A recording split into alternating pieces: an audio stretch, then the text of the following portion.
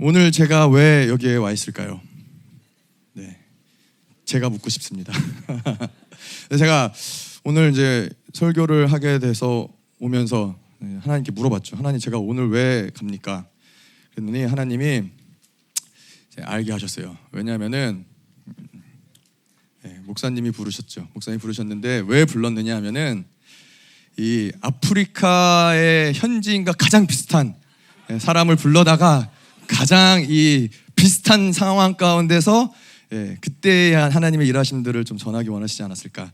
그래서 요즘에 제가 보니까는 이 까맣게 태어난 게 굉장히 큰 축복이더라고요. 어디 가나 환영받아요. 말레이시아 가도 환영받는데 이번에 아프리카 갔는데도 사람들이 저를 얼마나 반겨하든지, 그래서 정말 고향에 간 것 같았고 좋았습니다. 네. 자, 그래서 오늘 저희가 좀 말씀을 나눌 텐데, 오늘 이 말씀에 이제 이 엘리야의 심령과 능력, 근데 사실 이 말씀을 주축으로 해가지고 좀 이 엘리야의 심령이 무엇인지 또 능력이 무엇인지 이것들을 이번 집회에 좀 하나님이 일하신 것들을 보면서 하나님이 저에게 좀 명확하게 보여주신 것들이 좀 있는 것 같아요. 뭐 저희가 몰랐던 것들도 아니고, 뭐 저희가 또 안 들었던 것들도 아니긴 하지만은 너무나 명확하게 하나님이 좀 보여주시지 않았나, 좀 그런 집회이지 않았나 싶은 생각이 듭니다. 자, 근데 이제 저희가 우간다에 사실은 11년 전에 2013년도에 우간다 집회를 했었죠. 제가 그 집회를 참석을 했었거든요. 열방교회 오기 바로 직전, 저희 아버지 교회 있을 때 저희 아버지랑 이제 집회를 참석을 했는데, 그때는 이제 우간다 호이마라는 지역에서 집회를 했습니다. 근데 그 집회가 굉장히 여러 가지 상황과 환경적으로는 어려웠던 집회예요. 제가 알기로는 이제 뭐 가신 분들 계시죠. 많은 분들이 그때 가셨었는데, 일단 교통부터 저희가 이 케냐 나이로비에서 호이마까지 거의 24시간 이상을 버스를 타고 운전을 해서 저희가 간 겁니다. 운전해서 갔는데 뭐 거기에 뭐 지금도 그렇지만은 지금 10년이 지났는데도 거기는 여전히 에어컨이 아직도 없어요. 그때도 없었어요. 에어컨이 나오지 않으니까는 24시간을 달리고 뭐 그래야 되니까 어떻게 해요? 창문을 열잖아요. 근데 다 가는 모든 길이 다 흙길이에요. 그러니까 창문을 열고 다니면은 막 흙바람, 흙먼지가 막 오고, 가다 보면 이렇게 뭐죠? 그 범퍼 같은 게 있고, 범프가 있거든요. 범프 뭐 이렇게 툭 튀어나온 거 있잖아요. 도로에 방지턱 막 이런 거 한번 이게 밟고 넘어가면은 뒤에 있는 사람들은 정말 머리가 천장에 닿아요. 그래서 제가 뭐 듣기로는 앞좌석으로 넘어간 사람도 있다라는 얘기도 제가 들었습니다. 그 정도는 아니었는데 정말로 막 졸면서, 그러니까 이거 붙잡아야지, 막 창문에 이제 뭐 모래 들어오면 또 코를 막아야지, 막 그러면서 24시간을 운전해서 갔는데, 뭐 막상 갔더니 거기는 뭐 호텔이긴 한데, 목사님 얘기하신 대로 샤워하는데 막 전기가 오르고, 막 전기도 열악하고, 식사도 막 굉장히 어려웠어요. 정말 먹기 어려운 식사들. 왜냐하면 거기가 이렇게 뭐 호텔 주방이 잘 구축이 된 게 아니라, 제가 보니까 이제 호텔 뒷마당에서 이제 나무를 모아다가 아궁에다 불을 펴가지고 거기에 있는 닭을 잡아가지고 이렇게 요리를 해주는 거예요. 근데 뭐 먹다 보면 막 털도 나오고 이러니까는 먹기가 쉽지 않더라고요. 그러니까 언어적으로 그때도 그랬어요. 그때도 언어가 아마 처음에 영어로 했었는데 나중에 목사님 하시다 보니까는 이 영어를 못 알아듣는 것 같은 거예요. 그러니까 물어보니까 정말 영어를 못 하는 거예요. 그러니까는 중간에 이제 통역자를 한 명 더 세웠어요. 그래서 이제 한 번 하고 영어로 한 번 하고 또 이제 현지어도 근데 뭐 하나가 아니었으니까는 여러 가지로 어려운 집회였죠. 열악한 집회였는데, 근데 그때 집회 제가 뭐 아무것도 몰랐죠. 처음에 해외 집회를 나간 거기도 하고 열방교회도 오기 전이었고, 물론 목사님 말씀을 듣긴 했었지만은, 그런데 이 집회가 굉장히 기억에 강력한 기억을 저에게 남겼던 이유는 뭐냐면은, 그때 제가 알기로 마지막 날이었던 것 같아요. 마지막 날이었나, 그 전날 저녁이었나. 하여튼 그 목사님이 이제 기도를 인도하시면서, 그때 목사님이 하나님이 이제 아프리카를 향한 비전을 선포하셨어요. 여러분들도 들어보셨을 거예요. 제가 이렇게 쭉 녹취를 해서 왔으니까 한번 들어보세요. 그래서 뭐라고 하셨냐면은, 지난 수세기 동안 원수들이 아프리카를 죽이려고 애를 많이 썼습니다. 특별히 서방 선교사들에게 이 아프리카는 많은 상처를 받았습니다. 그러기에 진정한 복음이 이 아프리카에서 세워지기는 쉽지 않습니다. 그러나 여러분들이 승리할 수 있는 비결은 그들을 용서하고 사랑하는 것입니다. 그리고 이제 거꾸로 여러분들이 그들을 품을 시간을 되었습니다. 마지막 시대의 아프리카가 전 세계를 품고 서방을 품을 수 있는 것은 복음입니다. 이것 때문에 나를 하나님이 아프리카에 보내신 것입니다. 하나님이 나를 통해 아프리카에 기꺼이 복음을 주기 원하십니다. 그리고 많은 남은 자들이 아프리카에 서기 원합니다. 그리고 여러분들을 아프게 한 서방 세계를 이제 복음으로 품으십시오. 이것이 여러분의 비전입니다. 그러고 목사님 하신 말씀이 막 저의 가슴에 꽂혔었는데 뭐라고 그러셨냐면은 이제 이 아프리카에서 진정한 복음을 들고 전도자들이 유럽을 가야 합니다. 그들이 착취하려고 준 언어를 가지고 여러분은 그 언어를 가지고 그들에게 복음을 주는 것입니다. 그러면서 목사님이 콩고에서 온 목사님들 복음을 들고 프랑스로 가시기 바랍니다. 사랑하는 우간다 목사님들 영국으로 가십시오. 모잠비크 목사님들 포르투갈로 가십시오. 그러시면서 전 아프리카에 생명을 건 종들이 유럽에 가서 복음을 전해야 합니다. 그리고 필요하다면 그곳에서 순교하십시오. 그리고 가장 존귀한 영혼으로 하나님의 보좌 앞에 서십시오. 이 영광스러운 복음의 역사가 아프리카에서 시작되었음을 믿습니다. 일어나라 아프리카 종들아, 일어나라 빛을 발하라. 내가 너를 불렀나니 내가 너를 사용하리라. 복음을 위해 기꺼이 생명을 바쳐라. 복음을 위해 기꺼이 생명을 바쳐라. 이 선포를 듣고 제가 뭐 아무것도 몰랐지만 그 당시에도 너무 충격적이었던 건 뭐였냐면은 아니 도대체 이 대통령인들 그 나라의 대통령인들 이러한 비전을 선포가 가능할까? 그렇잖아요. 이 그들을 용서하라는 것뿐만 아니라 그들에게 이 착취하기 위해서 얻은 그 언어를 가지고 복음을 전달하는 게 그런데 이 뭐 그들 입장에서는 동양에서 정말 이 작은 나라 한국이라는 작은 나라에서 한 목사가 이런 비전을 선포한다라는 게 저에게는 너무 충격이었던 것 같아요. 도대체 이게 가능한가? 그런데 우리가 알다시피 에베소서에 보면 뭐라고 그러냐면은 이것이 가능한 이유는 교회이기 때문이라는 거예요. 에베소서 1장 17절부터 19절까지 보면 우리 주 예수 그리스도의 하나님 영광의 아버지께서 지혜와 계시의 정신을 너에게 주사 하나님을 알게 하시고 너의 마음의 눈을 밝히사 그의 부르심의 소망이 무엇이며 성도 안에서 그 기업의 영광의 풍성이 무엇이며 그의 힘의 강력으로 역사하심을 따라 믿는 우리에게 베푸신 능력의 지극히 크심이 어떤 것을 너희로 알게 하시기를 구하노라. 아프리카의 부르심의 소망이 무엇인지 그들의 영광이 무엇인지 그 능력이 무엇인지 그들의 존귀가 무엇인지 이걸 누가 선포할 수 있어요? 지혜와 계시를 가진 교회들이 선포할 수 있다는 거예요. 그래서 교회는 개인사, 민족사, 세계사를 운영하시는 하나님과 함께 동역할 수 있는 거예요. 하나님이 그 지혜와 계시를 풍성하게 교회 가운데 부으시기 때문에. 자, 그런데 마찬가지로 우리도 마찬가지잖아요. 우리는 이러한 교회인데 우리가 이런 교회를 하나님이 부르셨는데 우리가 나의 문제로 나의 어떠함으로 나의 연약함으로 고통스러움에 절망할 수 있는가? 내 인생의 어떠한 것에 매여서 내 문제에 매여서 허덕이며 살아갈 수 있는가? 그럴 수 없다는 거예요. 왜냐하면은 보세요. 수백 년 동안 그들은 아프리카 사람들은 그들은 짓밟히고 아픔으로 얼룩지고 그들의 언어마저도 수치스럽게 그들의 이 유럽에게 받은 그 언어를 가지고 지금도 살아가지고 있는데 그 모든 것들을 하나님이 가장 존귀하게 사용하시는 분이 그게 하나님인 거예요. 그게 바로 복음인 거예요. 그들의 그 오랜 시간 아픔, 수치 이것도 문제가 되지 않는데 내가 오늘 겪는 이 문제, 내가 오늘 처한 이 문제 때문에 내가 고통스러울 이유가 뭐가 있어요? 나의 모든 수치와 아픔과 나의 모든 연약함과 이 모든 것들 하나님이 이거를 바꿔서 영광으로 쓰실 수 있는 분이 우리가 믿는 하나님이잖아요. 이게 바로 영광스러운 교회 모습이잖아요. 자, 그래서 제가 이러한 그러한 영광, 교회 영광을 그 당시에는 몰랐죠. 잘 몰랐지만은 이러한 한 나라를 향해서 한 민족을 향해서 그들의 운명을 선포할 수 있었던 이 선포가 잊혀지지가 않는 거예요. 도대체 이 영광이 무엇인지. 그리고서는 이제 실질적으로 우간다에서 일어났던 일 여러분들도 아시겠지만은 목사님이 그 집회 때 선포하셨어요. 에이즈가 감소할 거라고, 없어질 거라고. 그러고서 정말 획기적으로 에이즈 숫자가 우간다에서 내려갔죠. 그러고 나서 이제 동성애에 관해서 이 대통령이 얼마 전이죠. 오바마가 4억 달러를 줄 테니까는 이 무세베니 이 우간다 대통령한테 우리가 4억 달러를 지원해 줄 테니까는 동성애를 합법화 시켜라. 그랬는데 이 대통령이 멋있는 말을 하죠. 뭐라 그랬어요? 우리 국민을 살리는 길은 4억 달러가 아니라 하나님이다. 우간다 대통령이 이러한 이 선포를 하고 동성애를 합법화를 안 하고 오히려 동성애를 불법화시키고 동성애하는 사람들을 집어쳐놓고 이래가지고 이 나라가 에이즈가 급격하게 떨어진 거예요. 이게 다 우리가 그때 가서 집회 이 나라를 향해서 우간다라는 나라를 향해서 아프리카를 향해서 선포했던 그 선포대로 하나님이 이 나라를 새롭게 하시는 것들을 보게 된 것이죠. 이번 이 2023년에 저희가 이제 남아군과 우간다를 갔다 왔는데 그때도 정말로 여러 가지 하나님이 말씀하신 그 나라를 살릴 수 있는 그 민족을 살릴 수 있는 그런 말씀들을 많이 선포하게 하셨는데 제가 몇 가지만 좀 가지고 나누기 원하는 건 뭐냐면은 이러한 얘기하셨어요. 목사님이 자신이 선택하지 않은 것들로 고난에 갇혀 있으면 안 된다. 아프리카에서 가난한 가운데 태어난 것은 여러분의 선택이 아니다. 그래서 그게 문제될 필요가 없다. 하나님의 약속만 붙잡으면 된다. 근데 여러분 생각해 보세요. 이 아프리카에서 태어나서 이들이 태어났는데 이 피부색이 문제인 거예요. 이 그들이 가진, 특별히 남아공 같은 경우는 백인과 같이 사는데 태어났는데 난 하필 흑인인 거야. 하필 태어났는데 하필 가난한 거야.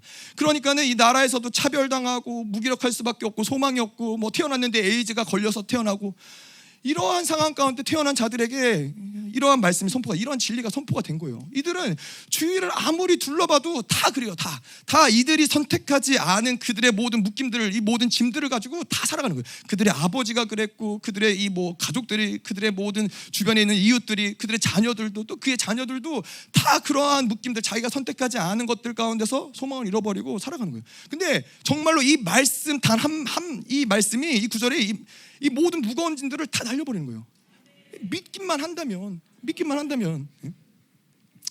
그래서 이 하나님의 약속이 그렇잖아요. 모든 어떠한 나의 상황, 나의 문제, 나의 어떠한 처한 처지, 이것을 문제로 여기지 않는 거예요. 그걸 다 초월해버리는 게 하나님의 약속인 거죠. 복음이라는 게 그래서 어마어마한 거예요. 이 수백 년간, 수천 년간의 이 모든 묶임을 한 번에 날려버리는 것이, 그게 복음인 거예요. 이들이 이 말씀을 듣고 정말 믿었다면 얼마나 자유하게 됐을 거예요. 내가 가진 피부색도 문제되지 않는구나. 내가 지금 가난하지만 그것도 문제되지 않는구나. 내가 선택하지 않은 고난을 내가 짐질 필요가 없구나. 정말 이들을 자유케 하는 그런 말씀이었죠. 또 한 가지 뭐 비슷한 맥락에서 말씀이시지만은, 인생의 모든 문제를 하나님이 해결하시는 건데 뭐라고 그러시냐면은, 가난한 부모를 만날 수 있다. 깨진 가정에서 태어날 수도 있다. 그리고 좋은 부인을 못 만날 수도 있다. 그러나 상관없다. 왜냐? 좋은 신을 만나면 모두 문제가 되지 않기 때문이다. 우리도 그렇잖아요. 우리가 처한 상황들, 내가 태어난 배경들, 이런 것들을 보다 보면은 망했어. 내 인생은 망했어. 내 인생은 소망이 없어. 내 인생은 정말로 그때 그 선택을 하지 말았어야 되는데, 뭐 여러 가지로 우리 인생이 소망이 없다라고 생각하는데, 근데 뭐예요? 가장 중요한 건 뭐예요? 하나님, 좋은 하나님을 만났기 때문에 그게 문제가 안 된다라는 거예요. 그들의 삶 가운데서 다 절망스럽고, 다 저주스럽고, 다 모든 것이 문제인 것 같지만 해결 방안이 없는 거예요. 돌파구가 없는 거예요. 그들의 인생을 보면은 어떻게 해도 돌파구가 없는데, 이 모든 문제를 한 방에 날려버린 게 뭐예요? 좋은 신을 만나면 되는 거예요. 하나님을 만나면 아무것도 문제가 되지 않는 거예요. 이런 말씀을 만날 수 있다는 게 그들에게는 얼마나 행운이에요. 그들의 모든 굴레들을 다 벗어버릴 수 있는 그런 말씀이 선포됐었죠. 또 이 목사님이 또 이런 또 어떤 이 양날의 날선 검과 같은 말씀들을 목사님이 굉장히 많이 선포하셨는데, 뭐 남아공이나 우간다에서도 그런 얘기하셨어요. 부르심에 대해서 뭐 목사님 그런 얘기 많이 하시지만은, 부르심 없이 목회하지 말아라. 그리고 투잡디려면은 목회자 그만둬라. 뭐 핸드폰에 빠져서 목사님 이게 말씀을 보고 하나님과 살아가는 게 재미없고 지루한 사람, 이런 부르심이 없는 거다. 당장 그만둬라. 당장 이 예배 끝나고 다 가서 이제 안 와도 된다. 이렇게 막 목사님이 이제 투잡 뛰는 목사님들에게 그렇게 선포를 하시고, 또 이제 저희가 이제 우간다에서는 비숍이 왔었어요. 첫날 비숍이 와서 이 주최하시는 목사님이, 이 비숍이 좀 먼저 이 자기 소개를 하고 할 얘기를 하고 이래야겠다라는 거예요. 그래서 비숍이 와서 이제 뭐 인사를 저희가 그래서 예배가 시작하기 전에 해라 할 거면, 그렇게 해서 이제 예배 전에 나와서 하고 예배 때 이제 앉아 있었죠. 그런 상황이었는데, 이제 목사님이 그 비숍 앞에서 이제 종교의 영을 말씀을 하시면서 비숍 앞에서 뭐라고 말씀하셨냐면은, 아프리카에서는 너도 나도 다 비숍이다. 비숍이 여기 앉아 있는데, 제일 앞에 이제 앉아 있는 데서 너도 나도 다 비숍이고 다 선지자고 다 사도라 그런다. 그런데 정말 존귀한 직분은 뭐냐? 목사라는 거예요. 하나님이 왜냐? 교회를 목사에게 맡기셨기 때문에 비숍도 사도도 선지자도 그냥 직분일 뿐이라는 거예요.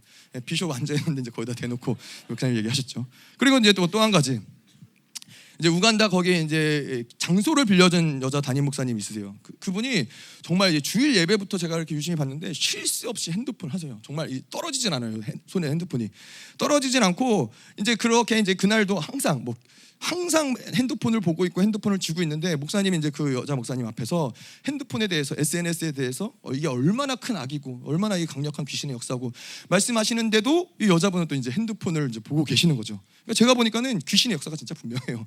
아니 그렇게 핸드폰이 뭐 위험한 거다, 악한 거다라고 하는데 그래도 핸드폰을 보고 있는 거예요. 근데 목사님은 이제 거기다 대고 핸드폰은 이제 귀신의 역사다 이렇게 얘기하시고, 그리고 또 이제 우간다 집회 때는 특별히 저희가 이제 생각하지 못했던 고위 간직의 이제 사람들이 이제 집회 중간쯤 돼서 나타났어요. 그래서 뭐 군인들도 많고 경찰들도 많았는데, 투스타면은 굉장히 높은 분이잖아요.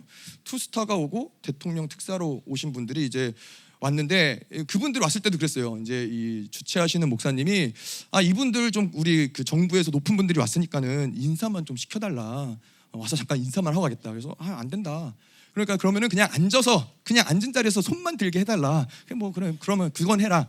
이제 그렇게 했는데 이제 목사님이 이제 그 고위 관직들을 이제 뭐 그런 사람들 앞에 놓고 이제 목사님이 뭐라고 하셨냐면은 우리는 대통령이 와고 국회의원이 와도 절대 그들 인사시키지 않는다. 하나님께 드려지는 예배인데 그럴 수 없다. 이렇게 그냥 막 대놓고 그 앞에서 목사님이 굉장히 적나라하게 이런 말씀들을 선포하시면서 찔러 놓으셨죠. 그래서 뭐 이번 아프리카 집회 때도 하나님이 놀라우신 역사들을 많이 했지만은 오늘 우리 본문에서 보는 것처럼 이제 정말 엘리야의 심령과 능력으로 마지막 시대는 이제 두 증인의 교회 시대가 이제 정말 이 사역들이 하나님이 열어 놓으셨다라는 걸 볼 수 있는 건 뭐냐면은 뭐 교회 사역이 어떠함도 그렇지만은 이제 정말 시대가 정말 어둡구나. 이게 너무나 느껴지는 거예요. 저희가 뭐 열방교회 안에 있고 생명사역 안에 있고 있어서 그런 것들을 잠시 잊어버릴 수도 있지만은 정말 시대가 어둡구나. 이거를 확증하는 그러한 집회였습니다. 특별히 이제 이사야서 3장 7절에 보면 뭐라고 나오냐면은 그날에 그가 소리를 높여 이르기를 나는 고치는 자가 되지 않겠노라. 내 집에는 양식도 없고 의복도 없으니 너희는 나로 백성의 관장을 삼지 말라 하리라. 이렇게 이 마지막 시대에 수없이 많은 교회들은 아무것도 할 수 없어요. 생명을 책임질 수도 없고 그들의 삶을 책임질 수도 없고 그들의 영혼을 책임질 수도 없고 우리는 아무것도 할 수 없다. 이게 마지막 시대 교회 모습인데 그런데 이 두 증인의 교회의 모습은 뭐예요? 끝까지 그들의 생명을 책임지는 거예요. 우리에게 내가 너에게 영원한 생명을 줄 수 있다. 내가 너에게 이 모든 이 살아가는 데 필요한 모든 이 영원한 생명을 얻는 데 필요한 모든 것들을 다 공급할 수 있다. 그리고 끝까지 하나님의 영광을 선포하는 것이 바로 이 두 증인의 교회라는 것이죠. 자, 그래서 이러한 시간 속에서 많은 교회들, 저는 정말 이 광주에 있으면서 그런 교회들의 이야기도 많이 들었어요. 마지막 시대에 이런 일들이 있을 거다. 근데 교회는 책임질 수 없다. 우리는 책임질 수 없다. 우리는 알려줄 뿐이다. 너희들이 각자 알아서 살아야 된다. 교회에서 이런 얘기를 하는 거예요. 근데 제가 들었던 그 진리랑 너무 틀린 거예요. 저희 교회에서는 뭐라고 그러세요? 교회가 다 책임진다. 모든 걸 다 책임진다. 뭐 살아가는 거, 영원한 모든 것들을 교회가 책임진다. 사실 이게 살아있는 교회, 하나님이 역사하시는 교회의 모습이지 우리는 할 수 없다. 우리는 너에게 의복을 줄 수 없다. 아무것도 줄 수 없다. 이거는 리더의 교회의 모습이 아니라는 것이죠. 그래서 생명, 이 두 증인의 교회의 특징은 뭐냐면은 자 와라. 여기에 생명이 있다. 여기에 진리가 있다. 여기에 말씀이 있다. 우리가 너희를 살릴 수 있다. 이게 마지막에 두 증인 시대의 교회의 모습이라는 것이죠. 아멘. 자, 그래서 이 두 증인의 교회의 특징은 그래서 우리가 확인해 보는 거예요. 그럼 정말 우리가 두 증인의 교회가 맞느냐? 우리가 정말 마지막 때 남은 자의 교회가 맞느냐? 뭐 물론 우리 이미 다 확증하신 분들이지만은 두 증인의 교회의 특징이 뭐가 있냐면은 첫 번째로는 예배를 사수하는 교회예요. 예배에 목숨을 거는 교회예요. 하나님 앞에서 그 온전한 예배를 올려드리고 그 예배 가운데 온전한 예배를 올려드렸을 때 어떻게 해요? 하나님이 불로 응답을 하시는 거예요. 레위기의 말씀을 봐도 그렇고 솔로몬이 성전을 건축하고 하나님께 올려드렸을 때도 그렇고 반드시 하나님이 받으시기 합당한 예배가 드려지면은 그 예배 가운데는 하나님이 불로 응답을 하신다는 거예요. 근데 제가 이제 아프리카를 가고 또 전 세계에 뭐 몇 군데 안 가봤지만은 다녀봐도 여전히 많은 사람들이 모여서 교회에서 예배를 드려요. 주일이 되면 사람들이 모여서 제가 이제 에스와티니도 가보면은 주일마다 사람들이 다 옷을 잘 차려 입고서는 예배로 모이고 특별히 뭐 부활주일, 뭐 성탄주일 이럴 때 같은 경우는 일주일 동안 그냥 교회 밤마다 교회 모여서 뭐 예배드리고 교회 다 한단 말이에요. 근데 문제는 뭐예요? 그런데 온전한 예배가 없다는 거예요. 불로 하나님이 응답하시는 예배를 찾아보기가 어려운 시대라는 거예요. 그런 교회가 정말 없다는 거예요. 특별히 요번에 가서 정말 확인한 거는 제가 뭐 중남미 갔을 때도 그랬지만은 기도하는 사람들이 없어요. 기도를 할 줄 모르는 건지 이렇게 기도하자고 해도 기도를 안 해요. 기도를 잠깐 하다가도 눈을 뜨고 두리번거리고 정말로 이렇게 기도할 수 있는, 왜냐하면 목회자 모임이잖아요. 목회자 집회잖아요. 목회자들이고 목사님들인데도 정말 이 마지막 시대에는 기도하는 사람들을 다 죽여놨구나. 기도하는 사람들이 정말 없더라고요. 그래서 여러분들이 이렇게 기도하는 게 대단하신 거예요. 아셨어요? 여러분 눈 감고 기도하시잖아요. 대단하신 거예요. 이게 보통 영성이 아닌 거예요. 정말 찾아보기 어렵습니다. 자, 그래서 두 번째, 이 두 증인의 교회의 두 번째 특징이 뭐냐면은 하나님과 신실한 관계를 가졌다라는 거예요. 말라기서 4장 6절에 마지막 시대 두 증인의 사역의 초점 뭐냐면은 아버지의 마음을 자녀에게 또 자녀의 마음을 아버지에게 되돌리는 것이 두 증인의 사역의 초점인데, 그러기 위해서는 하나님의 마음을 알아야 된다는 거예요. 우리가 하나님의 마음을 알아야 되는데 관계성이, 하나님과의 관계성이 신실해야 된다는 거예요. 근데 마음 아픈 이야기지만은 이 아프리카의 많은 교회들은 그렇지 못해요. 하나님과의 온전한 관계, 신실한 관계. 그게 뭐예요? 하나님과 그분이 아버지시고 내가 그분의 아들이라는 거예요. 그분이 만왕의 왕이시고 내가 후사라는 거예요. 이러한 신실한 관계가 있었다면 사실 그분들이 투잡을 뛰고 생존을 위해서 그렇게 일하면서 그러겠어요? 그렇지 않다라는 거예요. 많은 교회, 아프리카 교회가 무엇에 환호하냐면은 이들이 말씀을 들으면서 환호하는 게 있는데, 뭐 물론 우간다는 그것조차 없었지만은 무엇을 환호하냐면은 하나님이 승리하셨다, 하나님이 하실 것이다, 하나님이 일하신다, 이러한 승리의 말씀, 승리의 선포에 대해서는 굉장히 잘 반응해요. 잘 환호하고 그러는데, 오직 이 아프리카, 제가 이제 1년 있으면서도 교회 다른 목사님들, 아프리카 목사님들이 설교하는 걸 들어봐도 다 그거예요. 오직 승리신학, 번영신학, 기복신앙, 하나님이 복 주신다, 하나님이 승리하신다, 뭐 이러한 것들이 있는데, 이러한 것들로 하나님, 우리가 내재하는 성령이 우리 안에 거하시면서 뭐예요? 그분이 우리로 하여금 계속해서 우리의 죄에 대해서, 의에 대해서, 심판에 대해서 말씀을 하시면서 우리로 하여금 그분과 같은 마음을 만드시는데, 이게 없는 거예요. 아프리카 교회들은 이러한 작업이, 정결해지는 어떤 회개를 촉구하는 말씀들이 없는 거예요. 오직 자신을 위해서, 자기 유익을 위해서, 복받기 위해 자기네들이 만들어낸 바알을 교회 안에서 섬길 뿐이지, 어떠한 여호와를 섬기는 진정한 교회들 찾아보기가 어렵다라는 것이죠. 아버지와 자녀의 관계성이 완전히 무너진 거예요. 자, 그리고 세 번째로는 영적 전쟁에 능한 교회예요. 이 두 증인의 교회는 반드시 에베소 교회처럼 영광스러운 교회로서 강력한 전쟁을 치를 수 있는 교회라는 것이죠. 여러분, 이 세 가지 어떻게 예배를 사수하고 계십니까? 여러분, 하나님과 신실한 관계를 가지고 계십니까? 영적 전쟁에 가능한 교회이십니까? 가능하십니까? 그럼 여러분들은 두 증인의 교회가 확실한 거예요. 아니, 이게 뭐 다 그런 거 아니야? 다 그렇지 않아요. 정말로 눈만 가는 것만 해도 여러분 대단하십니다. 정말 제가 박수 쳐드리고 싶어요. 정말 그 아프리카에 있었으면은 여러분 진짜, 아프리카에 계셨으면 제 마음을 이해하실 거예요. 정말 돌아다니면서 눈을 이렇게 다 감겨주고 싶었어요. 너무 눈을 안 감으니까는. 자, 그런데 그래서 이 아프리카가 영적 전쟁을 하는 교회들이 찾아보기가 어려운 이유는 뭐냐면, 모르겠어요. 제가 뭐 교회들을 다녀보고 교회들 방문해보고 이야기를 해보진 않았지만은 영적 전쟁을 하지 않는구나라는 것을 아는 이유는 뭐냐면은 이들의 삶을 보면은 다 빼앗기고 저주 가운데 살아가고 묶이고 이렇게 살아가는 거예요. 영적 전쟁을 하면 이렇게 살 수 없잖아요. 영적 전쟁을 한다면은 원수에 대한 분노가 일어나지 않을 수 없는데, 이들은 일어나지 않는 거예요. 다 빼앗겼는데, 다 저주받았는데, 이 여전히 묶여 있는데, 여전히 고통스러운데도 원수에 대한 분노가 올라오지 않는 거예요.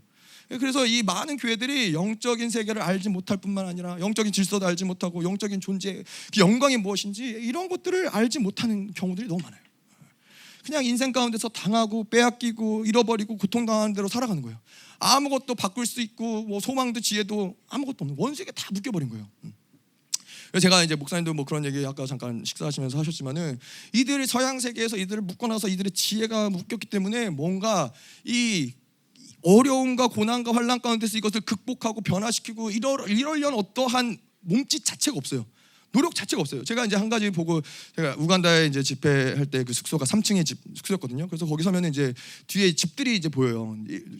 호텔이니까 높고 나머지 집들은 이제 1층에 있으니까는 집들이 있고 마당이 있는데, 그 사람들이 이제 오후쯤 되니까는 빨래를 하는 거예요. 빨래를 하는데 몇 집에서 보이는, 몇 집, 한 3-4집들이 빨래하는 게 보이는 거예요. 근데 다 똑같이 그냥 이 그 다라에다가 물 몇 개 받아, 3개 정도 새 다라에다가 물을 받아놓고 손으로 그걸 다 빨고 있는 거예요. 막 제가 보면서 답답한 게 뭐냐면은, 아니 이 나라는 빨래판도 없나? 세탁기가 없는 거는 그렇다 쳐도 전기세도 비싸고 뭐 세탁기 살 수 어려울지 모르지만은, 아니 빨래판 정도는 사용할 수 있지 않을까요? 빨래판도 어려울까요? 아니면은 정 안 되면 우리나라 조선시대처럼 그냥 이게 막대기라도 그것도 안 하는 거예요. 그냥 그것만 하는 거예요. 뭔가 그거에서 벗어나고 뭔가 이거 바꿔보려는 어떠한 의지도, 어떠한 노력도, 어떠한 생각도 다 멈춰 있어요. 그러한 나라들을 보면서 영적 전쟁을 하는 나라들이 영적 전쟁을 한다면은 이게 가능할까? 그렇지 않다라는 것이죠. 자, 근데 뭐 우리도 그런 영역들이 있지 않습니까? 이건 어떠한 영역 가운데서는 이건 안 되나 보다, 어쩔 수 없나 보다, 이 영역은 변하지 않나 보다, 이거는 내가 평생 살아왔는데 이거는 변하지 않아. 근데 그래요? 아니라는 거예요. 우리가 전능하신 하나님하고 살아가는데 왜 어떠한 영역은 이건 되고 이건 안 되고, 이걸 왜 우리가 결정해요? 우리가 결정할 수 있는 영역이 아니라는 거예요. 하나님이 된다고 하면 되는 거죠. 하나님이 할 수 있다고 하면 할 수 있는 거라는 거예요. 아멘. 자, 그래서 마지막 시대, 특별히 우리가 살아가고 있는 이 시대에 있어서 교회의 부르심이라는 것은 이거는 그냥 어떠한 성향의 문제. 난 이런 교회가 잘 맞아. 이런 교회가 나의 취향하고 잘 맞아. 아니면 어떤 가치의 문제. 이러한 뭐 정치적으로나 어떤 색으로 나랑 잘 맞는 교회야. 아니면 뭐 성공의 문제. 이러한 문제가 아닌 거예요. 마지막 시대의 교회의 부르심이라는 것은 영원한 생명과 죽음의 문제라는 거예요. 왜냐하면 정말 온전한 교회를 찾아보기가 어려워요. 불이 임하는 그런 강력한 예배를 드리는 교회, 나를 포기하면서 하나님과 신실한 관계를 갖는 교회, 그리고 영적 전쟁을 할 뿐만 아니라 전쟁에서 승리하는 그런 것들을 경험하는 교회가 정말 이 마지막 시대에는 뭐 광주도 마찬가지고 아프리카도 마찬가지고 중남미도 마찬가지고 찾아보기 정말 어렵다는 거예요. 우리에게 너무나 당연한 거잖아요. 영적 전쟁도 너무나 당연한 것이고 예배 가운데 하나님이 불로 응답하시는 것도 너무나 당연한 것인데 이게 이 전 세계 가운데는 당연하지 않다는 거예요. 자, 그래서 아까 이야기한 대로 이사야서 3장 7절에 그날에 소리를 높여 이르기를 나는 고치는 자가 되지 않겠노라. 내 집엔 양식도 없고 의복도 없으니 너희는 나로 백성의 관장을 삼지 말라. 당연한 거예요. 왜냐하면 생명이 없으니까. 본인들도 생명이 없는데 어떻게 생명을 나눠줘요? 본인들도 하나님의 영광이 없는데 어떻게 영광을 드러내요? 그럴 수 없다는 거죠. 자, 그래서 두 증인의 교회는 여기에 생명이 있다. 여기에 마르지 않는 샘물이 있다. 뭐 이 마른 뼈들이 올지라도 그것을 소생케 할 수 있는 그 놀라운 생명력이 여기에 있다. 내가 너희를 책임진다. 이게 마지막 시대의 두 증인의 교회임을 믿습니다. 아멘. 자, 그래서 우리가 엘리야의 능력에 대해서 좀 볼 텐데요. 자, 이 능력이라는 것은 우리가 알다시피 교회의 능력, 하나님이 교회에게 부어주신 그러한 능력이라는 것은 실질적으로 이게 굉장히 파괴적인 거죠. 그래서 한 지역 전체를 날려버릴 수 있는. 그래서 뭐 우리가 이 인도에서도 집회를 하고서는 히말라야에서 그때 집회 이후에 뭐 힌두교 성지가 다 물에 잠기고 거기에 순례자들이 다 뭐 이렇게 피해를 받고 이런 일들이 집회가 하고 나서 있었던 일들이죠. 뭐 최근에 이야기를 하자면은 뭐 이스라엘 집회도 마찬가지고 이러한 집회들이 있을 때마다 실질적으로 그 땅이 요동하는 것들을 우리가 경험을 하는 거예요. 그래서 두 증인의 능력과 권세는 이 요한계시록 11장 5절 6절에 나오는 것처럼 정말 마지막 때에 저주를 퍼부을 수 있는, 원세계 저주를 퍼부을 수 있는 강력한 능력과 권세가 이 두 증인에게 임한다라는 것이죠. 자, 그래서 이 아프리카에서 이제 우간다 집회를 통과하면서 하나님이 교회의 영광을 보게 하셨는데, 자, 그 만물을 통치한다라는 게 무슨 말이냐, 이런 것들 하나님이 좀 보게 하셨던 것 같아요. 아까도 말씀드린 대로 제가 11년 전에 그러한 이 한 나라를 향한 비전, 아프리카를 향한 비전, 이게 어떻게 한 개인에서 어떤 한 뭐 이 조그마한 나라의 어떤 한 목사가 이야기할 수 있는가 했는데, 교회의 영광을 아니까는, 교회의 그 지혜와 계시가 임하는 것들을 아니까는 그게 가능한 것이죠. 그래서 에베소 1장에 보면은 1장 20절부터 좀 볼게요. 1장 20절에 그 능력이 그리스도 안에서 역사하사 죽은 자들 가운데서 다시 살리시고 하늘에 자기 오른편에 앉히사. 이게 그리스도 안에서 역사했던 그 능력이 동일하게 교회 안에서도 역사한다는 거예요. 죽은 자를 살리는 것이고 하늘에서 자기 오른편에 앉으신 모든 만물을 그 발 아래 두시는 것이고, 이게 교회에게 부어주신 그리스도가 부으신 능력인데, 이 아프리카에서 보니까는 정말 아까 목사님들 말씀하셨죠. 죽은 자들 가운데서 다시 살리는 게 무엇인지 보게 하시는 거예요. 제가 보니까 정말 영적으로 죽은 자들이 이런 것이구나. 저 정말 처음 봤어요. 처음. 이렇게까지 이게 정말 죽었구나. 영이 완전 죽었구나. 여러분, 시체가 뭐예요? 반응이 없는 거예요. 뭐 욕을 해도 때려도 무슨 짓을 해도 아무 반응이 없는 거예요. 근데 주일 예배부터 정말 이 첫날, 이 집회 시작하기 첫날, 그 주일 예배부터 임재가 정말 어마어마하게 강력했었거든요. 하나님의 임재가 첫날 주일 예배부터 너무너무 강력했었는데 하나님의 마음이 마구 부어지는 거예요. 근데 아무도 반응이 없어요. 별로 반응이 없어요. 아까도 말씀드린 것처럼 대놓고 하나님의 그 말씀의 검으로 아무리 찔러대도 반응이 없는 거예요. 또 뭐 농담을 하고 목사님 재미난 얘기를 해도, 격려를 해도, 위로를 해도 반응이 없는 거예요. 근데 놀라운 게 뭐예요? 그렇게 시체 같던 사람들이 4일 만에 살아나고 풀어지고 변화되는 게, 이게 어떻게 가능하냐? 이게 저는 이제 충격을 받은 거죠. 너무 확연하게 보이니까, 죽어 있는 게 보이니까, 영적으로 뭐 영어를 못한다라는 어떤 언어적인 한계도 분명히 있었던 것도 사실이지만은, 근데 그것도 사실은 문제가 안 되는 게 마지막 날 보니까 문제가 안 되는 거더라고요. 근데 죽어 있으니까, 영이 죽어 있으니까는 정말로 무슨 짓을 해도 반응이 없어요. 영이 정말 완전히 꽉 막혀 있고 죽어 있는 사람들이었어요. 그래서 제가 정말 이 마지막 날 이들이 환호하고 감격하고 막 정말 막 너무 막 말씀 한마디 한마디 환호하고 반응을 막 일어나서 박수치고, 어떤 사람은 의자 뒤집어 쓰고, 그 왜 그런지 모르겠어요. 예. 그 나라는 뭐 은혜 받으면 의자를 뒤집어 쓰더라고요. 예, 여기 저희 교회는 이제 의자가 무거워서 어렵겠지만은 의자를 뒤집어 쓰는 거예요. 그러한 모습을 보니까 제 안에서 막 배신감이 올라오는 거예요. 왜 배신감이 올라오냐면, 아니 이럴 수 있는 사람들인데 왜 첫날부터 이러지 않았지? 아니 이렇게 환호하고 일어나서 막 박수치고 아멘하고 이럴 수 있는데, 아니 도대체 왜 안 한 거야? 그러니까 이것도 이 사람들이 자기네들이 어떻게 할 수 있는 게 아니고 죽어 있는 거예요. 영이 그냥 죽어 있는 거예요. 정말로 죽어 있는 자들이 살아나는 걸 보는 거예요. 그리고 그들을 영화롭게 하는 것이죠.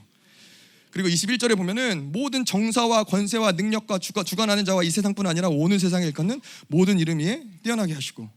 제가 보니까 우간다의 이 땅의 묶임이 굉장히 강력한 것 같았어요. 왜냐, 이 저주가 엄청 강력한 것 같은 게, 이게 너무나 견고하고 이 땅의 묶임이 워낙 오랜 시간 동안 묶여 있다 보니까는, 제가 보니까는 이거는 그들의 어떠함의 문제가 아닌 거예요. 근데 좀 의지를 들여봐, 좀 마음을 열어봐, 뭐 이러한 게 아니라 의지의 문제도 아니고, 그들이 몰라서 뭐 지식의 문제도 아니고, 야 이렇게 하면 할 수 있어, 이런 지식의 문제도 아니고, 노력의 문제도 그런 문제가 아닌 거예요.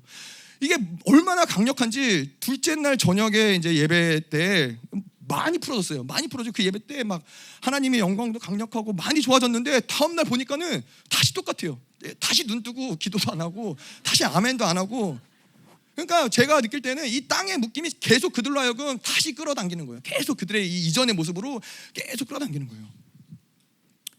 이게 이 땅의 묶임이라는 게 얼마나 무섭습니까?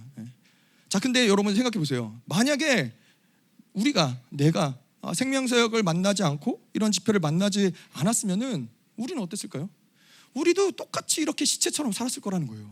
어떻게 할 수 없는, 모르는 것도 그렇지만은 그냥 이 땅의 어떤 저주와 묶임을 풀어내지 못하니까는 그냥 이 땅의 묶임대로 흘러가는 대로, 영의 원수가 통치하는 그대로 그렇게 살 수밖에 없었다는 거죠. 그런데 이 영광스러운 교회가, 하나님의 영광스러운 교회가 임하니까 어떻게 돼요?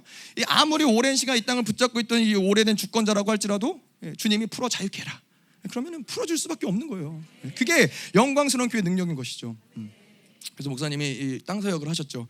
땅에다가 생수를 부으시고, 남아공에서도 하시고 우간다에도 사셨는데, 땅에다 생수를 부으시고 땅에 저주를 풀어놓으니까는, 그러니까 그들이 빠르게 풀어지는 것들이 보이는 거예요. 그러고 나서는 정말로 다시 돌아가는 게 아니라 계속 쭉쭉쭉 영화로운 데까지 그냥 한순간에 변화되는 것을 하나님 보게 하시더라고요. 그리고 또 이제 1장 22절 23절 에베소서 보면요, 또 만물을 그 발 아래 복종하게 하시고 그를 만물 위에 교회로 머리로 주셨느니라. 교회는 그의 몸이니 만물 안에서 만물을 충만케 하시는 자의 충만이라.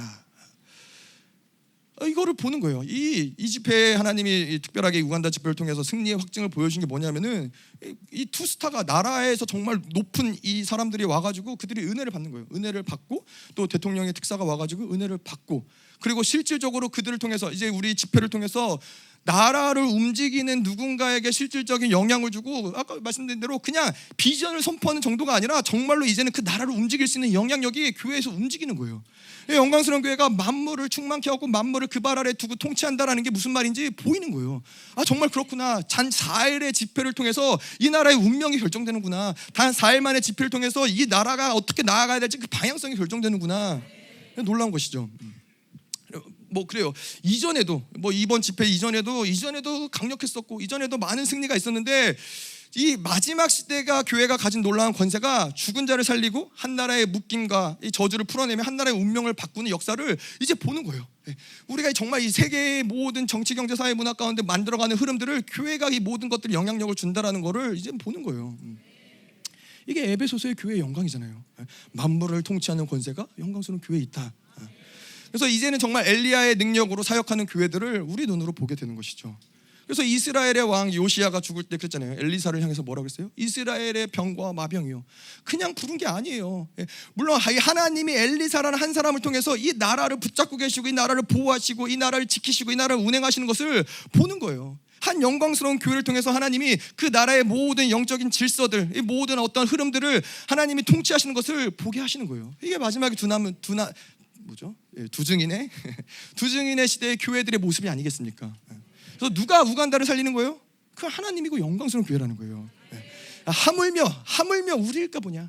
하물며 나의 인생일까 보냐? 하물며 나의 미래일까 보냐? 하물며 나의 자녀일까 보냐? 한 나라의, 한 민족의 모든 운명을 하나님이 교회에게 맡기시고 그 교회로 하여금 그것을 통치하게 하시고 영화롭게 하시는데, 내 인생을 하나님이 영화롭게 못하시겠어요? 내 인생의 문제들을 하나님이 해결하지 못하시겠어요? 그럴 수 없다는 것이죠. 자, 그리고 우리가 엘리야의 심령을 보도록 하죠. 요게 조금 깁니다. 자, 엘리야의 심령. 자, 엘리야의 심령을 볼 텐데 이 두 증인의 놀라운 엘리야의 능력을 가졌는데 반드시 엘리야의 능력과 함께 무엇이 필요하냐? 엘리야의 심령이 필요하다는 거예요. 그냥 내가 원하는 대로 내가 미워하는 사람, 내가 싫어하는 사람을 저주하는 것이 아니라 하나님의 마음을 가졌기 때문에 하나님의 마음을 가지고 이제는 그러한 사역들을 능히 할 수 있는 것이죠.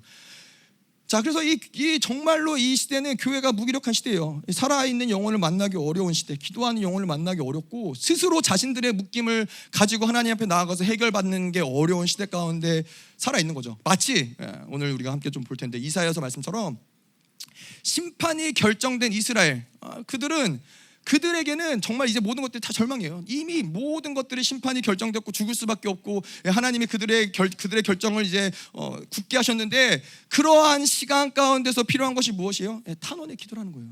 이사야가 올려드렸던 그 탄원의 기도가 바로 이 마지막 시대 엘리야의 심령을 가진 두 증인의 교회가 필요한 기도가 무엇이냐? 바로 이 탄원하는 기도라는 거예요. 왜냐하면은 이제는 이 시대는 정상적인 흐름으로 어떤 질서 가운데서 이렇게 하면은 여러분들이 살 수 있습니다. 이렇게 용서를 구하고 회개해야 됩니다. 이게 아닌 거예요. 이제는 그러한 정성적인 질서나 흐름으로 뭔가를 살려낼 수 있는 그러한 시대가 아니기 때문에 정말 어떤 의미에서 막무가내로 하나님 정말 무조건 당신이 하셔야 됩니다. 무조건 당신이 용서하셔야 됩니다. 하나님 살리셔야 됩니다. 이렇게 말고는 할 수 없는 시대가 정말 이 시대라는 것이죠. 그래서 이 탄원의 기도라는 건 뭐죠? 마치 이 사형당하는 죄수를 향해서 그렇잖아요. 어떤 사람은 저 사람 그래도 살려줘야 됩니다. 저 정도 죄를 졌지만은 그래도 저 사람에게 한 번 더 기회를 줘야 됩니다. 이렇게 얘기하는 사람이 있을 수 있고 또 어떤 사람은 아닙니다. 저 사람은 마땅히 사형을 당해야 됩니다. 이러한 의견이 분분할 수 있지만은 탄원의 기도라는 건 뭐냐면은 그 아버지가 그 아들을 살리고자 그 아들이 이제 죽게 됐어요. 사형수로 죽게 됐는데 그 아버지의 마음 뭐예요? 무조건 살려달라는 거예요. 무조건 대신 내가 죽겠다라는 거예요. 내가 죽을 테니까 제발 내 아들 좀 살려주세요. 이게 바로 탄원의 기도라는 거예요. 자, 이러한 탄원의 기도가 가능했던 이사야가 이러한 탄원의 기도가 가능했던 건 뭐예요? 하나님의 은혜와 자비와 긍휼이 무엇인지 알았기 때문에 뭔가 붙잡을 게 있었다는 거예요. 이사야에게는 하나님의 심판을 결정했지만은 그럼에도 불구하고 붙잡을 게 있었는데 그게 무엇이냐? 하나님의 자비와 은혜와 긍휼이라는 것이죠. 자, 그래서 이러한 사람들에게 하나님이 마지막 때에 하나님이 같이 사역하기 원하세요. 하나님의 은혜와 자비와 긍휼을 아는 자들을 통해서 하나님이 그 모든 이 역사를 움직이시는 하나님의 사역 가운데 동참시키게 하시는 것이죠.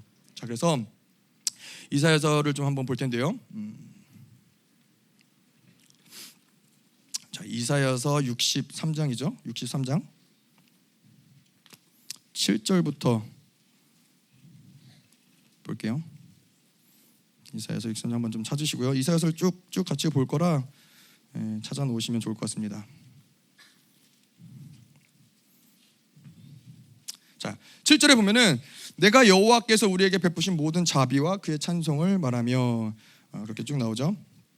자, 그러니까 이스라엘이 이런 환난과 고통 가운데 하나님이 잠잠하신 것처럼 보이는데 이런 절망적인 상황에서도 이사야가 붙잡는 건 뭐예요? 하나님의 자비와 사랑이라는 거예요. 이 모든 것들이 결국에는 이게 심판이고 결국에는 이 이스라엘이 죽는 것처럼 보이지만은 이것마저도 결국에는 하나님의 사랑과 자비에서 시작되었고 끝나는 사건이라는 걸 이사야는 보는 거예요. 믿는 거예요. 그래서 이 결론적으로 이 말씀 이사야서의 63장의 말씀을 보면은 결론적으로 뭐냐면은 끝까지 붙잡아야 될 건 뭐예요? 하나님의 사랑과 자비라는 거예요. 끝까지 붙잡아야 될 건 뭐예요? 하나님이 우리의 아버지시라는 거예요. 자, 그래서 우리의 이야기를 좀 이제 하자면은 그렇죠. 이 두 증인의 사역이 가능한 자들이 누구예요? 그 자비와 사랑을 오랜 시간 동안 경험한 자들이에요. 그것을 가지고 있는 자들이에요. 근데 누가 그래요? 우리가 그렇다는 거예요. 열방교회가 그렇다는 거예요. 자, 우리가 사실은 아프리카 땅에 이런 강력한 묶임들과 저주를 이야기했지만은 아까도 말씀드린 대로 우리도 마찬가지였던 사람들인 거예요.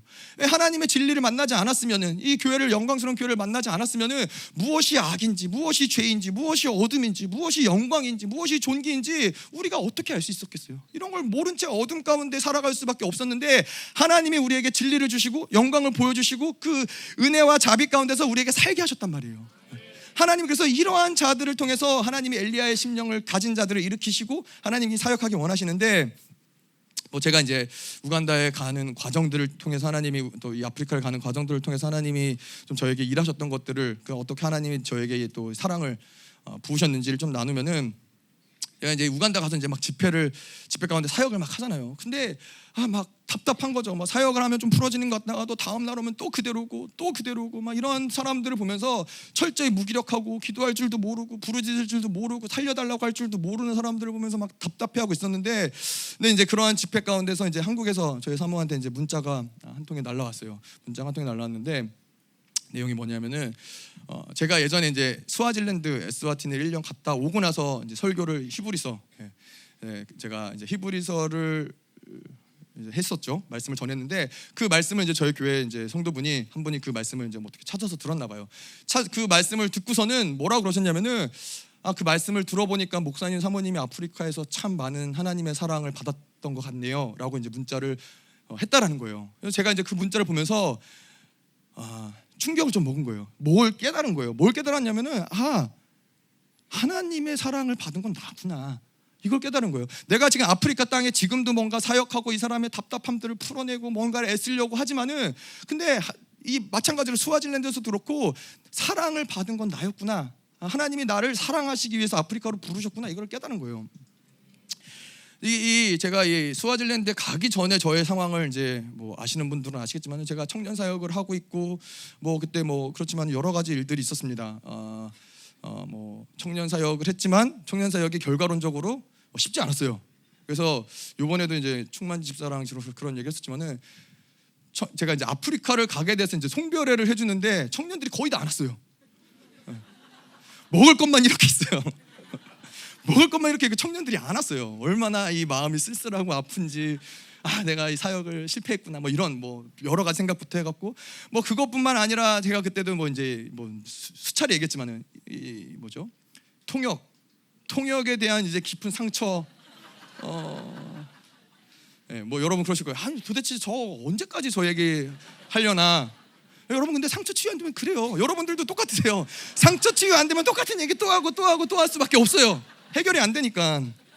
그래서 하여튼 뭐 그랬죠. 뭐 그리고 또 제가 이제 그 아동부 캠프 간다고 이제 상처 치유 통역 끝나고 통역 제가 떨어지고서 마음이 참 어려울 때 조혜경 전도사님이 저에게 그랬어요. 그 상처를 상처 치유하시면서 치유하시라고, 치유하실 수 있다고 그랬는데 더 큰 상처를 받아서 큰 상처를 얻고 안 되는구나. 그랬던 시간이었어요. 그래서 저의 어떠한 절망감, 실패감, 좌절감, 무기력함 막 이런 것들이 극에 달했을 때 그때 이제 파라과이 남미 집회 5주를 다녀오고 그러고서 바로 이제 아프리카를 간 거였죠. 바로 아프리카를 갔는데 이제 그때 이제 하나님이 그러한 시간들을 깨닫게 해주면서 스와질랜드에서 내가 뭐 대단한 사역을 하고 그런 게 아니라 하나님이 그 시간에 나를 하나님이 만지시고 나를 세우시고 나를 일으키시고 나를 회복하신 게 바로 그 1년에 하나님의 사랑의 사건이었다는 것을 깨닫게 하신 거예요. 내가 그때 정말 사랑을 많이 받았구나. 근데 다시 내가 아프리카에 와 있는 거예요. 근데 뭔가 하나님의 사랑이 느껴지는 거예요.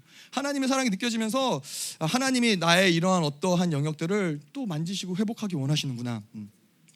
그래서 이 목사님이 그때 불렀던 찬양이 아까 우리 했던 With all my love I worship you, 이 찬양을 하는데 막 제가 막 뻥 터진 거예요. 하나님의 부어지는 사랑이 깨달아지고 또 그 사랑을 내가 받아들이기보다는 답답하게 이제 뭐 앉아 있는 사람들을 보면서 한탄해하고, 그게 내 모습인지 몰랐던 거죠. 저 사람들처럼 내가 그러고 있었는데 그걸 몰랐던 거예요. 근데 그러한 나를 그곳 가운데 불러서 하나님이 나를 치유하시고 그 사람들을 치유하시고 회복해 하시는 하나님의 놀라운 섭리를 그때 깨달은 거죠. 그리고 그런 우리가 이런 하나님의 은혜와 자비, 뭐 이거는 뭐 저뿐만이겠어요. 여기 계신 모든 분들이 다 하나님의 그러한 우리를 치유하시고 회복해 하시는 역사들을 다 경험하셨잖아요.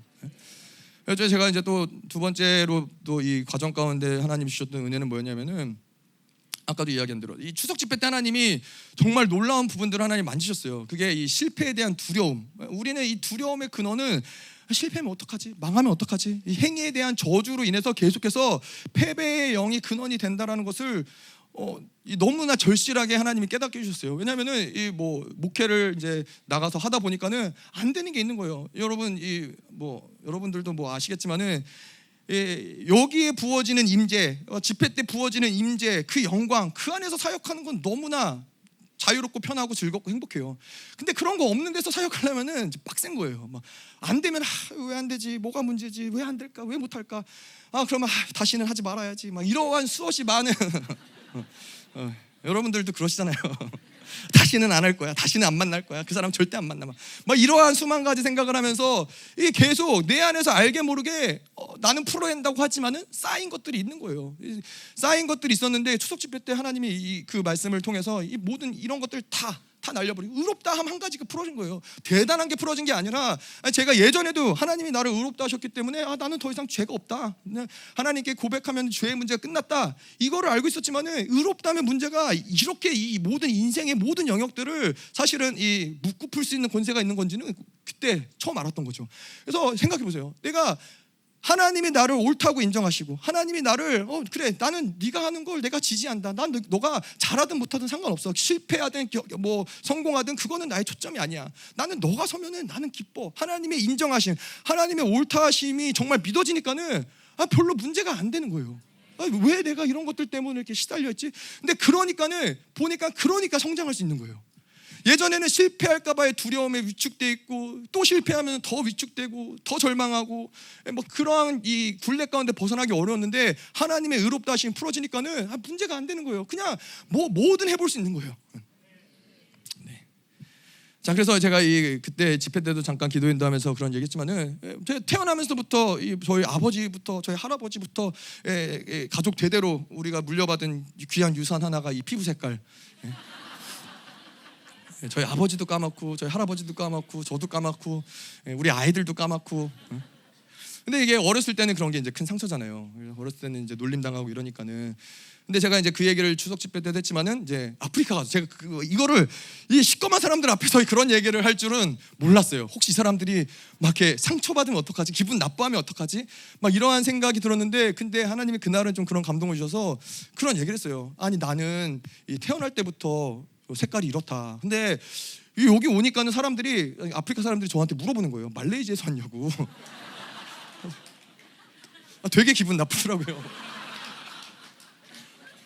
아니 뭐 제가 그렇게 얘기하는 건 괜찮은데 다른 사람이 그것도 아프리카 사람들이 저보다 까만 사람들이 저보고 말레이시아에서 왔냐 그러니까는 뭐 얘기도 안 했어요. 뭐 그런 근데 한 사람이 아니 몇 사람이 저한테 와갖고 아니 말레이시아에서 왔냐고 해서 아니라고 나 한국에서 왔다고. 그래서 제가 이제 그런 얘기들을 이 사람들한테 이제 했죠. 자, 나는 이렇게 색깔이 이렇다. 근데 여기 봐봐라. 여기 온 한국 사람들은 저렇게 하얗고 노랗다. 그렇기 때문에 나는 어렸을 때부터 까맣다고 놀림당했다. 나는 내 별명이 애들이 나를 아프리카라고 놀렸다. 애들이 나를 블랙조라고 놀렸다. 이러한 얘기들을 쭉 하면서 근데 생각해봐라. 야 너희들은 다 까맣지 않냐? 너희들은 뭐 거의 다 비슷비슷하지 않냐? 근데 나는 이렇게 하얀 사람들 가운데 내가 까마니까는 얼마나 차별당하고 얼마나 상처받고 얼마나 힘들었겠냐? 또 이 사람들이 막 되게 측은한 마음으로 저를 이렇게 바라보는 거예요. 근데 여러분 그게 위로가 되더라고요.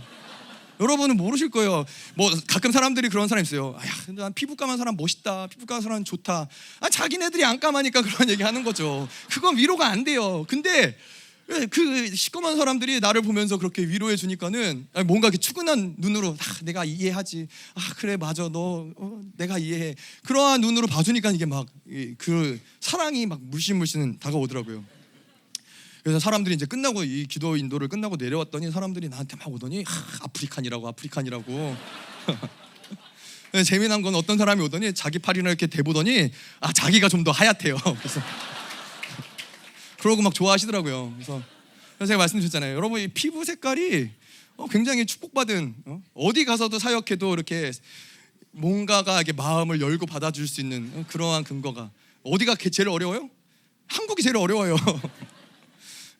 뭐 하여튼 하나님이 그래서 그러한 어떤 이 나름대로 그러한 어떤 저의 그런 상처들이나 그런 것들을 하나님이 아프리카에서도 많이 만지시고 또 한 가지 더 있었어요. 아까 이야기한 대로 통역.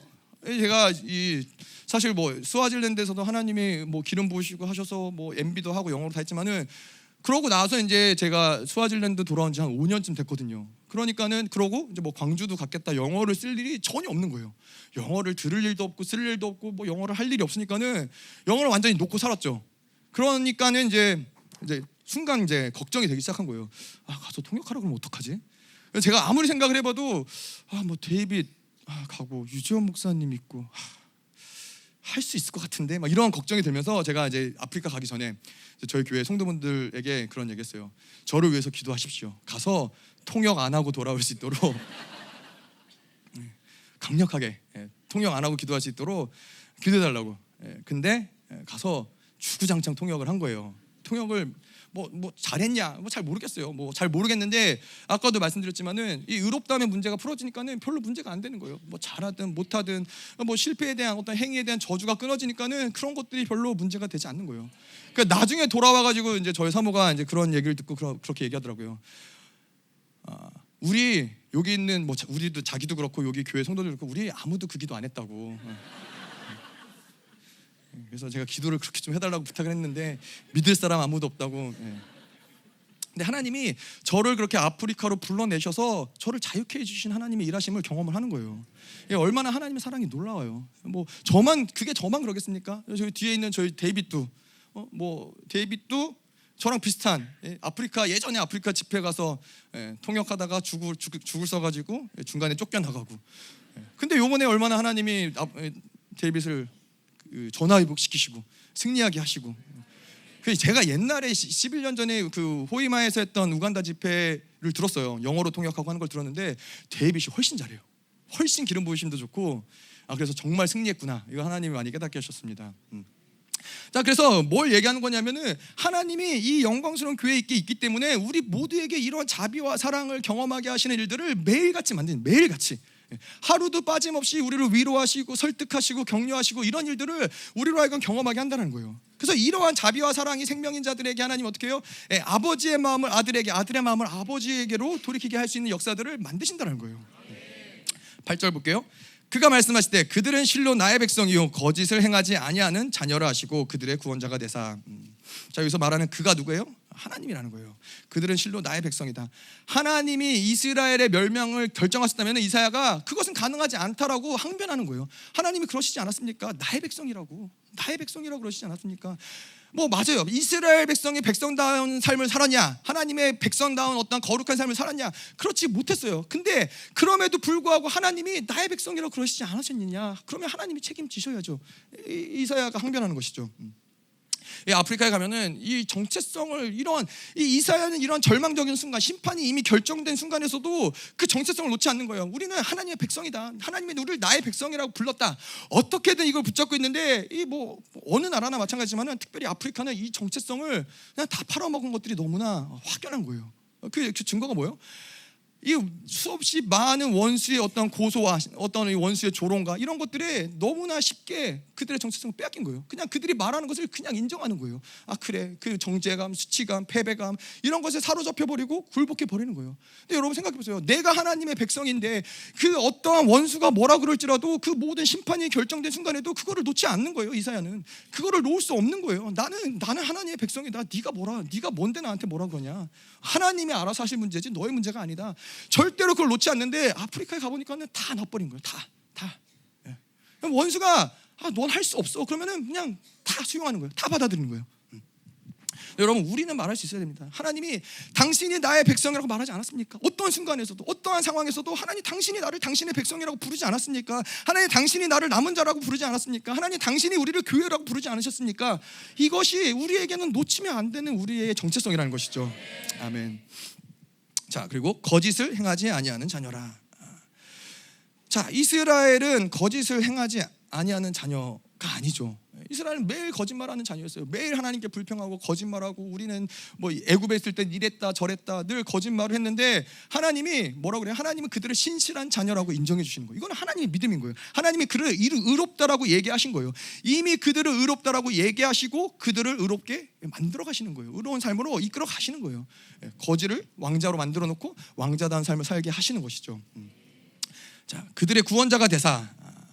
자, 그래서 그들의 구원자가 되셨다는 것은 이렇게 하나님의 의롭다 하심을 받아들인 자들, 하나님이 인정함을 받아들인 자들을 그들에게 하나님이 구원자가 되셨다는 거예요. 그래서 하나님과 살아가는 것은 행위의 문제가 아니라는 거예요. 내가 무엇을 했냐 안 했냐, 내 행위가 옳으냐 그르냐, 이러한 행위가 문제가 아니라 우리를 그 존재로 부르신, 의롭다라고 한 존재로 부르신 그분을 믿느냐 안 믿느냐, 이거는 다 믿느냐 안 믿느냐의 문제지, 불신앙이냐 신앙이 이걸 믿느냐의 문제지, 어떠한 행위의 문제에 우리는 더 이상 저주에 걸릴 필요가 없다라는 것이죠. 자, 그래서 그분이 의롭다 하시면 끝나는 거예요. 나는 뭐 그렇잖아요. 뭐 지금도 마찬가지지만은 내가 뭔가를 잘해서 하나님의 아들이 되고 못해서 하나님의 아들이 되지 못한다면은 저는 소망 없어요. 뭐 여러분들은 모르겠지만은 제가 저를 볼 때 저는 정말 소망 없어요. 그런데 우리는 어떤 존재예요? 내 안에 소망을 두는 존재들이 아니잖아요. 나는 정말 못하는데 하나님이 네가 옳다, 난 너가 좋아, 인정해 주시는 그것을 받아들이면 되는 거예요. 네. 내가 못해도 하나님이 인정하시면 그거면 되죠. 뭐 사람들이 뭐라고 그러든 뭐 누가 뭐라고, 그게 뭐가 그렇게 중요하겠어요. 자, 아프리카를 보면 그래요. 한계가 굉장히 많아요. 그들의 삶을 보면은 모든 게 다 한계인 것 같아요. 소망으로 붙잡을 수 있는 영역들이 정말 별로 없어요. 그들이 많은 자원을 가지고 있지만은 그것도 사실은 그들의 것이 아니죠. 그것이 착취당하고 서양 세계에서 그것들을 이용하고 그들이 할 수 있는 것들이 정말 없어요. 뭐 자원의 한계, 교육의 한계, 지혜의 한계, 모든 구조적인 시스템에서의 한계, 언어적인 한계, 이러한 한계들이 수없이 많은 한계들을 가지고 있지만은, 근데 사실은 이들이 가진 한계가 문제가 돼요? 문제가 되지 않는 거예요. 왜냐하면은 모든 한계를 초월하신 하나님이 그들의 구원자이기 때문에 그렇다라는 거예요. 우리의 인생도 얼마나 많은 한계를 내가 가지고 있느냐, 그것이 인생의 어떠함을 결정하는 게 아니라 하나님이 우리를 어떤 존재로 부르셨느냐, 그것을 누가 믿느냐, 하나님의 누가 그 의롭다함을 누가 받아들이느냐, 그것이 인생에 걸린 문제인 것이지, 내가 뭐가 문제고 어떤 게 한계고 내가 할 수 없고, 이거는 우리에게 결코 문제가 되지 않는다는 것이죠. 우리 역시 마찬가지예요. 우리 역시 뭐 하나님, 뭐 나는 시간이 없습니다, 난 돈이 없습니다, 나는 뭐가 없어요, 배우질 못했어요, 하나님 나는 자질이 없어요. 한계 문제가 아니라 뭐가 문제예요? 나의 한계조차 해결하지 못하는 그러한 하나님을 믿는 게 문제인 거예요. 하나님은 전능하신 분이에요. 아까도 말했지만 개인사, 민족사, 세계사, 나라의 운명을 결정하시는 그분이 나의 하나님이신데, 그분이 구원자신데 뭐가 한계가 되겠어요? 자, 그래서 영광의 자유를 우리가 얘기하잖아요. 영광의 자유가 뭐예요?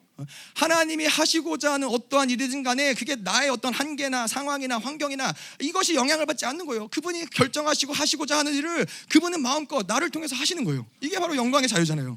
근데 이 남아공에서 이 영광의 자유가 임했죠. 집회 첫날부터 목사님이 이제 설사로 잠도 잘 못 주무시고 엄청 고생을 하셨어요. 뭐 약을 먹고 주사를 맞고 무슨 수를 써도 뭐 좋아질 기미가 안 보이는 거예요. 집회가 가면 갈수록 더 심해져 갖고 이 급격하게 찾아오는 이러한 상황들을 이제 컨트롤 하실 수 없는, 제가 그냥 좋은 표현들로만 이제 얘기하는 거예요. 그렇게 찾아오는 상황들을 컨트롤 하실 수 없는 지경까지 이제 된 거죠. 밤에도 낮에도. 그리고 고통은 가실 줄 모르고 식사도 하기 어려우시고 잠도 주무시기 어려우시고 모든 것이 다 문제투성이었던 거예요. 그런데 멈추지 않는 거는 설사만 아니었어요. 목사님을 통해서 부어지는 강력한 임재, 그 영광과 감격도 멈추지 않고 계속 흘러가는 거예요. 이것이 바로 영광의 자유가 아니겠어요? 상황과 환경이 하나님이 하시는 일에 결코 장애가 안 된다는 거예요. 한계짓지 않는 거예요.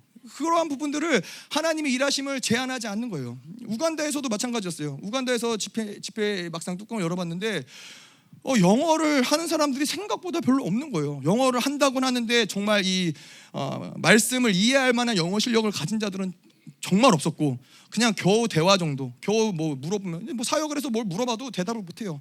뭘 얘기해도 얘기 못하는 사람들이 너무나 많았다는 거예요. 자, 그런데 그러니까는 뭐 어떤 측면에서는 인간적으로 이해되죠. 아니 못 알아들으니까는 뭐 농담을 하든 선포를 하든 뭐 사역을 하든 무표정이고 무감각하고 뭐 이런 무감정이고 이런 건 당연하다. 한편으로는 그렇게 생각할 수 있지만은, 그런데 여러분 그것조차 문제가 안 됐다는 거예요. 영광이 임하고 임재가 임하니까는 언어의 장벽마저 하나님이 무너뜨리시고, 마지막 날에는 이게 더 놀라운 거죠. 마지막 날에는 마치 이 사람들이 다 이 한 언어를 하듯이 목사님의 말씀에 모두가 다 반응하고 다 환호하고 다 아멘하고 다 감격하고 다 눈물 흘리고, 아니 못 알아듣는지 알아듣는지 그거 상관이 없는 거예요. 그 당시에는 하나님의 영광이 임하니까는 그냥 다 그 영광과 임재 가운데서 다 녹아져 내리는 거예요. 그러한 사람들이 있어요. 저도 그러한 얘기들을 많이 들었어요. 선교라는 것은 문화가 다르기 때문에 그것은 한국에선 가능할지 몰라. 서양 세계에선 가능할지 모르지만 아프리카에서는 안 돼. 그렇게 해서는 아프리카에서는 사역이 될 수가 없어. 그게 뭐예요? 인간적으로는 그럴 수 있어요. 근데 하나님의 일하시면 그렇지 않다라는 거예요. 하나님이 그분이 구원자로 오시면은 모든 한계들이 모두가 문제가 안 되는 거예요. 영광의 자유가 충만하게 임할 줄 믿습니다. 아멘. 자, 그리고 9절로 가서 그들의 모든 환난에 동참하사 자기 앞에 사자로 하여금 그들을 구원하시며 그의 사랑과 그의 자비로 그것들을 구원하시고 옛적 모든 날에 그들을 드시며 안으셨으나. 자, 그들의 모든 환난에 동참하셨다. 그분은 우리의 구원자시기 때문에 우리의 어떤 환난, 이스라엘이 통과하는 어떤 환난, 고난, 이 모든 상황들을 하나님이 함께 하셨다는 거예요. 이들을 하나님이 홀로 두지 않으셨다는 거예요. 어느 때까지 이스라엘이 그들을 배신하고 이제는 정말로 포로로 끌려가서 바벨론에서 70년의 시간을 보내는 그 시간까지도 하나님은 이스라엘을 혼자 보내지 않으셨어요. 하나님이 그들과 늘 함께 하셨다는, 좋은 시간이든 슬픈 시간이든 힘든 시간이든 하나님이 함께 하셨다는 거예요. 근데 문제는 뭐예요? 그들이 그분의 임재를 느끼지 못하는 거예요. 그들이 하나님의 함께 하심을 느끼지 못한 굳어진 심령이 문제가 되는 것이죠. 아프리카의 첫날 집회부터 목사님 이야기했지만은 영광과 임재가 이미 주어지고 시작을 했어요. 집회 첫날부터, 아프리카 남아공 집회 첫날부터 하나님의 영광과 임재가 이미 시작이 되었는데, 근데 사실 생각해 보면은 이 하나님의 아프리카 땅에 함께하신 그 영광과 임재는 사실 집회가 시작되면서부터 시작된 게 아니라 수백 년 전부터 이들이 종으로 살고 노예로 살고 착취당하고 형제와 형제 간에 전쟁이 있고 빼앗기고 차별당하고 이러한 모든 시간들 가운데도 주권을 빼앗기 모든 시간들 가운데도 하나님이 그들과 함께 하셨다는 거예요. 근데 문제는 뭐예요? 그들이 너무나 굳어져서 그것을 느끼지 못했다는 것이죠. 물론 이 집회가 시작하고 하나님의 강력한 임재가 이전하고는 비교할 수 없는 강력한 임재가 부어진 건 사실이지만은 이들이 너무나 오랜 시간 굳어진 것들이 알지 못하는 거예요. 어떤 분이 남아공에서 허리를 사역을 받으러 나오셨어요. 허리 이제 아픈 분들 나오라고 해서 허리를 사역 받으러 나오셨는데, 이 보니까는 목사님도 그런 얘기했지만 허리가 문제가 아니라고. 근데 정말로 이 목부터 어깨, 등, 허리 막 이게 돌덩어리처럼 너무 딱딱한 거예요. 정말 그렇게 딱딱한 사람들을 처음 봤어요. 이렇게 굽어져 있는 거예요. 하나님이 감동을 주셨는데 뭐라고 그러시냐면은, 너무나 오랜 시간 이 영혼이 원수들에게 눌리고 위축되고 찌그러져 있다 보니까는 그 육체마저도 그렇게 굳어졌다라는 거예요. 얼마나 마음이 아파요. 그냥 영혼이 눌리고 그 인생이 안 풀어진 게 아니라 육체마저도 이게 너무너무 굳어지고 그러다 보니까는 육체가 이렇게 해서 돌덩이처럼 굳어졌어요. 필 수도 없고 뭐 어떻게 할 수가 없어요. 그래서 우리가 우간다에서 그렇지만은 이 아프리카에서는 외국인이 그들한테 가면은 그냥 일단 나오는 반응이 죄송하다, 미안하다, 잘못했다. 일단은 그런 반응들이 나와요. 이 입에 벨 정도로 오랜 시간 동안 짓밟혀 온 거예요. 그렇게 안 하면 살 수 없으니까. 그렇게 안 하면 또 빼앗기고 착취당하고 또 눌리니까는 그냥 내가 잘못했다, 미안하다, 그냥 이것이 그냥 입에 뱉버린 거예요. 그래서 우리가 정말 그러한 사람들을 사역을 하면서 정말 많이 눈물을 흘렸어요. 저도 막 이러한 자들을 막 거북이 등껍질 같은 그런 사람들을 두들기면서 하나님의 마음이 많이 부어져서 눈물을 많이 흘리고 이렇게 사역을 하니까는 충만 집사가 하는 말이 동족이라 그러시냐고. 같은 동족이라 그러시냐고 해서 그렇다고. 그렇게 마음이 아플 수가 없다고. 근데 정말 사실 너나 할 것 없이 함께한 사역자들이 너나 할 것 없이 정말 많이 울었어요. 근데 이게 사실은 제가 보니까 그래요. 이게 내 눈물, 우리의 눈물이 아니라 하나님의 눈물인 거예요. 하나님의 울부짖음인 거예요. 미가서 1장 8절에 보면은, 이러므로 내가 애통하며 애곡하고 벌거벗은 몸으로 행하며 들깨같이 애곡하고 타조같이 애통하리니. 이스라엘 향해서 애곡하고 울부짖는 게 미가인지 하나님인지 구분할 수 없었던 것처럼 아프리카에서 보면은 정말로 하나님도 울고 천사들도 울고 모든 사역자들도 다 우는데 그들만 굳어져서 그걸 모르는 거예요. 울지를 못하는 거예요. 얼마나 마음이 아파요. 그들의 영혼을 보면은 정말 마음이 너무 아픈 거예요. 아니, 하나님이 이렇게 사랑의 표현을 하시고 이렇게 위로를 하시고 이렇게 모든 것들을 다 동원을 하시고, 그런데도 이들은 울 수조차 없는, 너무나 마음이 아팠던 것이죠. 물론 집회가 진행이 되고 많이 풀어져서 나중에는 이런 것들이 다 풀어졌지만은 그런 상황들이 굉장히 좀 마음이 아팠습니다. 자, 그리고 자기 앞에 사자로 하여금 그들을 구원하시며. 그래서 사자를 이야기하는 건 천사죠. 그럼 뭘 얘기하신 거냐? 하나님이 이스라엘이 당한 어떤 고난, 어떠한 고통, 어떠한 상황에서도 하나님의 능력, 하나님의 천사들을 보내서 이스라엘을 보호하셨다는 거예요. 우리의 환난 가운데 동참하실 뿐만 아니라 그분이 구원하시기에 어떠한 것도 아끼시지 않으셨다는 것이죠. 자, 그래서 이사야가 그것을 하나님께 호소하는 거예요. 하나님 그렇지 않습니까? 하나님이 이스라엘을 그렇게 사랑하지 않으셨습니까? 하나님이 이들이 고난 가운데 처했을 때 모든 천사들을 동원하셔서 하나님의 능력을 동원하셔서 이들을 구원해 내시지 않으셨습니까? 이것을 하나님께 호소하는 것이죠. 하나님의 전능하심을 믿기 때문에 그것을 믿는 자들에게 나타나는 이게 정확한 반응인 것이죠. 생각해 보세요. 아버지의 아들이 이제 죽게 됐어요. 아버지가 있는데 아들이 죽게 됐는데 뭐를 아끼겠어요? 뭐 재산을 아끼겠어요? 내가 가진 뭐 어떤 건강을 아끼겠어요? 뭐 어떤 내가 가진 어떤 이 명예를 아끼겠어요? 아끼지 않는 거예요. 그 아들을 살릴 수 있다면은 모든 걸 다 동원하는 거예요. 근데 하나님은 전능하신 하나님이세요. 하나님은 모든 게 다 가능하신 하나님이세요. 능히 죽은 자를 살리시는 분이기 때문에 그가 아끼시지 않고 그 이스라엘을 사랑하는 자녀를 살리기 위해서 그 모든 것들을 행하시고 이사야는 그걸 아는 것이죠.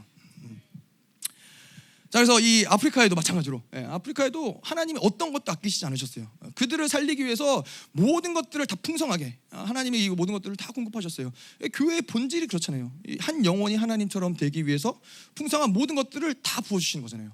에베소서 1장 3절에 찬송하리로다 하나님 그 우리 주 예수 그리스도의 아버지께서 그리스도 안에서 하늘에 속한 모든 신령한 복을 우리에게 주시되, 그들을 살리기 위해서라면 하나님이 어떤 것도 아끼시지 않으시고 다 부으셨다는 거예요. 강력한 영광도, 강력한 임재도, 강력한 기름 부으심도, 이 원수들의 아까도 말씀드린 것처럼 묶임들을 풀어낼 수 있는 어떤 하나님의 강력한 능력, 권세, 그리고 이 말씀조차도 성경 66권의 어떤 이 통합의 어떤 사도적인 말씀들, 그리고 또 특별히 이 남아공에서도 그런 말씀들이 많이 풀어졌던 것 같은데, 선지자적인 레마의 말씀들, 아까 그런 어떤 그들의 이 수백 년간 묶였던 그걸 풀어낼 수 있는 한마디의 말씀으로 풀어낼 수 있는 그런 복음들을 선포할 수 있었던 것이 레마의 말씀들, 치유의 역사들, 지식의 말씀들. 근데 정말 치유 사역도 그랬어요. 우간다에서 이제 목사님이 몇몇 사람들을 이렇게 말씀을 하셨어요. 심장에 구멍이 나갔고 이게 심장에 조리개가 문제가 있어서 심장에 피가 똑똑똑 떨어진 여자가 있다. 근데 그 여자가 처음에는 안 왔어요. 안 왔는데 나중에 이제 어떤 분이 오셔갖고 자기 딸이 딱 그렇다고. 그래서 자기 딸 혹시 와도 되냐고 목사님께 여쭤봤더니 오라고. 그래서 오라고 했는데 그 여자가 이제 청년이었는데 이제 말씀 중이었어갖고 좀 기다리다가 중간에 이제 목사님 나오라고 하시 나왔는데, 제가 이제 앞에서 저는 이제 봤죠. 이 여자가 뒤에서 데리고 온 것도 봤고 그 여자한테 이름도 물어보고 이제 앞에 나가서 이제 그 여자가 나오는 걸 봤는데, 이 여자가 치유 받기도 전에 나오면서 이제 목사님 근처로 나오면서부터 울기 시작했어요. 그때부터 뭔가 하나님이 일하시기 시작한 거예요. 하나님이 이미 그러면서 목사님이 이제 뛰라고 그러니까 이 사람이 막 뛰면서 목사님 막 껴안고 울면서 감격하면서, 이런 치유의 역사들도 하나님이 어떤 제한을 두지 않으시고 그냥 하나님이 선포하시는 대로, 목사님 선포하시는 대로 이러한 역사들을 하나님이 풍성하게 만들어 내셨다라는 것이죠. 그리고 아이스크림도 우간다에서는 아이스크림을 2번이나 먹었습니다. 무슨 아프리카 땅에서 에어컨도 안 나오는데 아이스크림이 있을까 했는데 그 700개인가 하여튼 몇백 개 되는 아이스크림을 2번이나 거기서 먹었고, 또 거기서는 또 KFC까지 목사님이 쏘셔가지고 한 사람당 2조각씩. 여러분들 드시고 싶으세요? 아프리카로 오십시오. 아니죠, 아프리카로 가십시오. 전 아프리카 있지 않습니다. 그리고 저희가 또 얘기를 들어보니까 열방교회 중보팀들이 초코파이랑 캔디랑 펜이랑 이런 것들도 다 준비해가서 그냥 모든 것들이 다 부족함 없이, 음식도 너무 잘 나왔어요. 너무 맛있었어요. 안 그렇던 사람들도 있긴 한데 저는 먹고서는 살이 쪄가지고 와가지고 그냥 이렇게 많이 먹으려고 했던 것도 아닌데 조금씩만 가져가 왔는데도 막 이렇게 한가득인 거예요. 모든 게 그 사람들에게는 평생 제가 이제 그런 얘기를 했어요. 끝날 때쯤 돼갖고 겜베 목사님 아시잖아요, 에스와티니. 겜베 목사님한테 이제 음식을 풀면서 제 뒤에 있으셔갖고 나 이제 좀 음식을 좀 그만 좀 조절해서 먹어야 될 것 같다. 한국 가야 되는데 살을 좀 뺏어가야 될 것 같다. 막 이제 그런 얘기를 했더니 겜베 목사님 뭐라고 하시냐면은 나는 많이 먹어야 될 것 같다고. 왜냐하면은 이렇게 먹을 수 있는 기회가 많지 않다고. 하루에 한 번 잘 드시면은 잘 드시는 거래요. 얘기를 들어보니까. 그러니까 이제 얼마나 제가 이 우둔한 이 입이 문제죠. 근데 하여튼 이분들에게는 모든 것들 하나님이 풍성하게 능력도 권세도 말씀도 다 풍성하게 제공하셨는데 왜 그러셨어요? 하나님이 영혼들을 살리기 위해서 하나님이 모든 것들을 다 동원하신 거예요. 그래서 하나님이 한 영혼을 살리실 때에는 겨우 그들을 살려내고 근근하게 살아가게끔 하나님 만드시지 않는다는 거예요. 하나님이 가지신 모든 능력, 하나님이 가지신 모든 풍성함, 하나님이 가지신 모든 우주마저도 아끼시지 않으시고 기어이 그 당신의 아들들을, 하나님의 자녀들을 살리신다라는 거예요. 이것이 교회의 풍성함이죠. 영광의 풍성함이죠. 아멘. 자, 그의 사랑과 자비로 그들을 구원하시고, 자, 천사를 보내고 구원하셨다는 것은 하나님의 능력의 측면이죠. 그분의 능력이 그들을 구원하셨다는 건데, 사랑과 자비는 뭐예요? 그들의 고통과 하나님이 함께 하신다는 거예요. 하나님이 그들의 아픔을 외면하지 않으시고 그들의 고통을 외면하지 않으시고 그들과 함께 아파하시고 함께 눈물을 흘리시고 함께 그들과 함께 때문에 하나님이 이사야서에서 고백하는 게 뭐예요? 내가 젖먹이 자식들을 어미는 잊을지라도 나는 잊지 못한다라는 거예요. 내가 너의 이름을 손바닥에 새겼다라는 거예요. 결코 잊을 수 없다라는 거예요. 근데 하나님이 아프리카에서 그 말씀을 참 많이 하시어요. 통변을 하고 사역을 하면서 하나님이 내가 너의 이름을 나의 손바닥에 새겼다. 왜 그런지 모르겠어요. 우리가 알잖아요. 손바닥에 이름을 새기는 건 뭐예요? 종이 주인의 이름을 손바닥에 새기는 거예요. 근데 하나님이 그 얘기를 이 아프리카 분들에게 그렇게 많이 선포하게 하시더라고요. 내가 너의 이름을 내 손바닥에 새겼다. 나는 결코 너를 잊지 않는다. 자, 그래서 이 이사야가 그런 것이죠. 사랑과 자비로 하나님이 이들을 구원하셨습니다. 하나님 이렇게 놔둘 수 없습니다. 이들이 이렇게 심판받고 이렇게 멸망당하게 하나님 놔둘 수 없습니다. 하나님 능력이 있으시잖아요. 하나님 이들이 하나님의 백성이잖아요. 하나님 이들을 항상 함께 하셨잖아요. 하나님 이들을 구원하셔야 됩니다. 이사야가 그 하나님의 마음을 계속 탄원해 드리는, 마음에게 하나님의 탄원을 하는 것이죠. 자, 그래서 한 번은 이제 이런 시간이 있었어요. 목사님 이제 생수를 붓고 땅에 묶임을 푸는 이러한 시간이었는데, 아버지의 마음에 정말 엄청 강력하게 많이 부어졌어요. 그래서 막 정말 이 땅을 위해서 기도하자고 그래갖고 사람들이 이제 뭐 무릎을 꿇고 땅에 손을 대고서는 이제 기도를 하는 시간이었는데, 제가 이제 땅에 손을 얹고서 기도를 하는데 이제 옆에 있는 이 아프리카 목사님이 그냥 의자에 앉아서 가만히 있는 거예요. 기도를 할 생각도 없고 그냥 가만히 앉아 있는 거예요. 나이가 지긋하신 남자 목사님이었는데, 그러니까 막 속에서 제가 막 얼마나 막 열불이 올라오겠어요. 아니 지금 이제 속에서 이제 지금 안 보이시냐고, 지금 이 나라를 살리려고, 이 당신들을 살리려고, 이 민족을 살리려고 이렇게 많은 사람들이 울고 하나님이 일하시고 막 이렇게 강력하게 말씀을 선포하시고 이러는데 지금 뭐 하는 거냐 이러고 속으로만 이제 생각을 한 거죠. 속으로만. 그러고서는 근데 이제 제가 옆에 이제 그분한테 이제 가갖고 그랬어요. 끌어내렸어요. 기도하자고, 우리 기도해야 된다고. 하나님이 이 나라를 살려야 되지 않겠냐고. 하나님이 여기 교회를 살려야 되지 않겠냐고. 하나님이 당신의 자녀들을 살려야 되지 않겠냐고. 기도하자고. 막 마음이 열받기도 하고 막 답답하기도 하고 또 하나님 마음이 부어지니까는 안타깝기도 하고 하면서 막 땅을 치면서 기도를 막 한참을 했어요. 그러고 나서 봤더니 막 손이 시퍼렇게 멍들어 있는 거예요. 제 손이. 그러니까 하나님의 마음에 막 부어지니까는 막 이들을 향한 어떤 이 정말 뭔가 하나님이 어떻게든 해결해주고 싶은 마음이 너무 강력하게 부어지는 그런 집이었어요. 근데 정말로 이렇게 사역을 하고 나니까, 땅 사역을 하고 나니까는 그 다음부터는 정말 빠른 속도로 이들이 확 변하더라고요. 다시 돌아가지 않고 순식간에, 뭐 그날이 거의 이제 마지막 날이기도 했지만은 그들이 계속해서 완전히 풀어지는 것들이 보여지는 거예요. 자, 그리고 옛적 모든 날에 그들을 드시며 안으셨나이다. 뭐 신명기에서 나오는 것처럼 하나님이 독수리가 그 새끼를 품듯이 하나님이 그들을 업고 하나님 그들을 안고서는 이 광야의 시간들을 통과했다라는 걸 말씀을 하시는 것이죠. 자, 하나님이 이스라엘을 그렇게 사랑하시고 안으셨고 품으셨는데 이스라엘을 버릴 수 없다라는 거예요. 10절에 그들이 반역하여 주의 성령을 근심하게 하였으므로 그가 돌이켜 그들의 대적이 되사 친히 그들을 치셨더니.